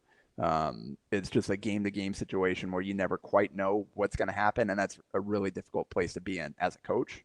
And that speaks to why they still have not won consecutive games in 2026. Yeah, that's a tough pill to swallow, certainly, as you kind of look at this team. As you move through the rest of the schedule, obviously Villanova on Saturday, you go at UConn on Wednesday, and then you finish up at St. John's, DePaul at home, Providence at home, at Butler. What level of expectation is it just a game to game, see what happens, see who shows up, hoping you find one of those mystical things that goes well that day, or is there, is it as disjointed as that? It certainly seems like that's the case. Like you said, you just got to try to find those moments like that, the end of the Seton Hall game, things that you can rally around, things that you can feel good about, that hopefully you can build off of. But like we were just saying, they've had a tough time doing that. So, and I think a lot of these guys aren't going to be back next year. I'd be obviously Dix and Graves are out of eligibility, right? But you kind of look at, and we don't have to long-term this thing right now, but it just, you have to imagine the team's going to look, even if it's just Jackson McAndrews back and you've got a couple freshmen coming in, it's going to look different. And even if you have the majority of the guys on the team back, what I mean is they won't be back in the same roles, most likely. So it's going to be a very different dynamic on this team. So it's hard to even look at it and be like, well, can they build some things for next year? Because I think it looks really different, even with a lot of the same pieces. Yeah, a lot of it comes down to individual performance and improvement, and showing all right, this is what we can what we can expect from you. What this is kind of, all right, we know what you do well, what role you need to be in next year within hopefully what we're adding and what the team's going to look like next year. So that, in terms of just taking things out of the stretch run this season, that's what you're looking for, is individually, are you doing what's asked of you? Are you able to making progress? Yeah. Are you figuring some things out? There are a lot of players on this team that they're talented and they've got very serious, obvious flaws that you have to work on to become the complete player that the team can rely on. Austin Swartz is the biggest example right now of, getting his shot making back for that DePaul game was huge. Made a huge difference. And he hit some big shots. Ended up leading with scoring, went 3 for 3 off the bench, had a couple of mid-range that were important. And that's a guy that is really talented offensively, and has to figure some things out on the defensive yes, end. And it's consistently knowing what to do, where to be. It's a combination of effort and feel for the game and understanding what he needs to do and reacting in time. Because like like on the defensive glass, like he's one of them that it's not necessarily like he's not trying, and sometimes it is effort, but it's just realizing like, hey, this guy's going to crash behind me. I got to find him. Yeah. I can't just turn and look and try to see where the ball's going. Yep. And they have multiple guys. There are a lot of guys out there that are inconsistent in that area in particular, and that's why they've had some defensive rebounding struggles. It's not like, oh, this guy is killing us every single time. It's this guy didn't box out. Yeah. This time, this guy whiffed on his box out. This time, he just got lost. This time, he just got out-athleted. So, like, it's a lot of different things. Like, that's the kind of stuff that they've been harping on all season that they saw were like, oh, these are issues early in the non-conference or in the preseason even, and that they still exist. So obviously at this point, it's a little late to expect them to fix it within the last couple of weeks of the season, but you have to hopefully see some signs of growth in that area to consider like, all right, this can be a feature guy for us moving forward in this program. Any other thoughts on the men's side of things? No, it just, I mean, the way the DePaul game ended, it's just tough. It's just another season of things not going right. So they they had a few chances to put the game away. Absolutely. Yeah. Yeah. About up 3 or whatever with just under 2 minutes to go, they call a timeout, and out of the timeout, they don't get anything. And the possession ends with a Nick Graves step back 3 that doesn't go. Like that can't happen out of a timeout. Yeah. You called that timeout to settle yourself in, kind of game plan these last 2 minutes, what your approach was going to be, draw something up. And the fact that that's the shot they got out of that, like that goes back to what I was saying early at the start of this, like inability to execute what they want to do for a team that we know physically just isn't going to be able to rely on its defense. Like they have to be better offensively. And then after that, you had the possession where they fouled, made the free throw, missed a second, got the offensive rebound off the free throw, and then fouled there. And he also split the 2. So you get 4 free throws, you hit 2 of them, and now it's a 1 possession game. Yep. You had Swartz, you put the ball in his hands, and he got the switch, and he talked kind of through the possession at the end. Said probably could have gone a little bit faster, but his issue, like he got to a spot, he just slipped, and so that he wasn't able to like gather himself and rise up and knock down that mid range they had hit 2 or 3 times already in the game. Yep. And so that's just bad luck, but also like you hope to get something better in that situation, but he comes up short on the shot, and then that brings it down to one last defensive possession, and they started man. Josh Dix, fantastic job, shut down CJ Gunn. Forced him to give it up. Then he switched on to Brandon McLAUGHLIN and nearly forced a turnover, stepping out on the baseline out of bounds. They got Chris Holtman got the timeout just before that to maintain the possession. So he got 8 points or 8 seconds left on the shot clock, 12 on the game clock, and they decided to go with a matchup zone on the baseline play. And like I tweet out the play, kind of broke it down. It just. There's a little bit of confusion, but ultimately, guys, for the most part, end up in the right spots. They pick somebody up. They prevented them from inbounding the ball to Gunn, which was their primary goal. And then, on the backside, Josh Dix was just kind of tagging underneath on NJ Benson, who had 23 and 10 in the game. Like, understandable, you don't want to allow them to get the ball into him. But McLAUGHLIN lifted, and Dix probably stuck with doubling on the big just a bit too long, created a hard closeout, and that he kind of overshot it just a little bit, enough for McLAUGHLIN to get him on his hip, got down, and then split Green and Dix and went up and scored. So it's tough. He had done so well on the previous possession, but it's also another example of them trying stuff that like another late game zone decision that didn't work out. Well, on little margins, right? Like, you leave Benson a little bit earlier, you close out a little bit more soundly. Like there's just little decisions that kind of compound and turn into this thing that we've seen for Creighton. Yeah. So just tough. And it was a fitting end of that game because the ball was 16 to 22 on layups and dunks. They could not make a jump shot, but they didn't need to because they had 46 in the paint and compared to 12 for Creighton. And physicality was the buzzword in the practice gym heading into this game. And the only reason they were in it because they had one of their best 3-point shooting performances of the season, which you hate to see that wasted. Especially in the first half. I mean, they go 10 for 16 in the first half, and that just ends up, I mean, it's. And then another, just again, we talked about the little margins, the not getting the box out on DePaul's last possession there and fouling and giving them a chance to run another play and giving up that 3 on the last second. So instead of going in 5, now it's a 2-point game going at halftime, and they're feeling good about the way the half ended. And absolutely. It's just ultimately you end up losing by 1 like that play matters. was significant. It matters. Yeah. Yeah. I mean, so they ended up going just 4 for 11 in the second half, which is not, again, terrible, but you needed to sustain for what you were giving up in the paint. You needed to sustain a otherworldly shooting standard, and frankly, that just wasn't super realistic. And the second chance points that ended up like they were minus 11 in second chance points. Yep. So they offset the paint points with their 3-point shooting, but then DePaul, they gave a bunch of them back between turnovers and offensive rebounds. They outscored them.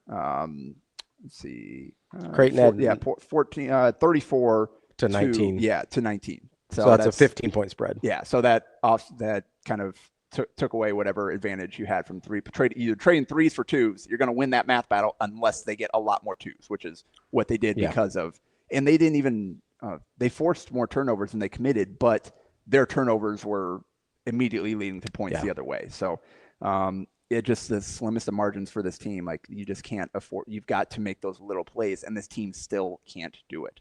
Yeah, that's kind of the story of the season here. All right, that is Bluejay Breakdown. Hopefully we've got a little bit cheerier of an update for you next week, but we will see how that goes. Villanova coming up for both teams this weekend, Saturday for the men, Sunday for the women, both here in Omaha. So get out there if you're having a good time. Or if you want to, you can listen to me on the radio call with John Bishop on Saturday. So go to the game and then pull out your phone, plug in the earphones, and listen to the call, like what the old school guys do with the football game. Gotta get the radio call in the headphones. Get the old Walkman out, or you can use your cell phone, I guess, if you're not 100 years old. But, it's all right.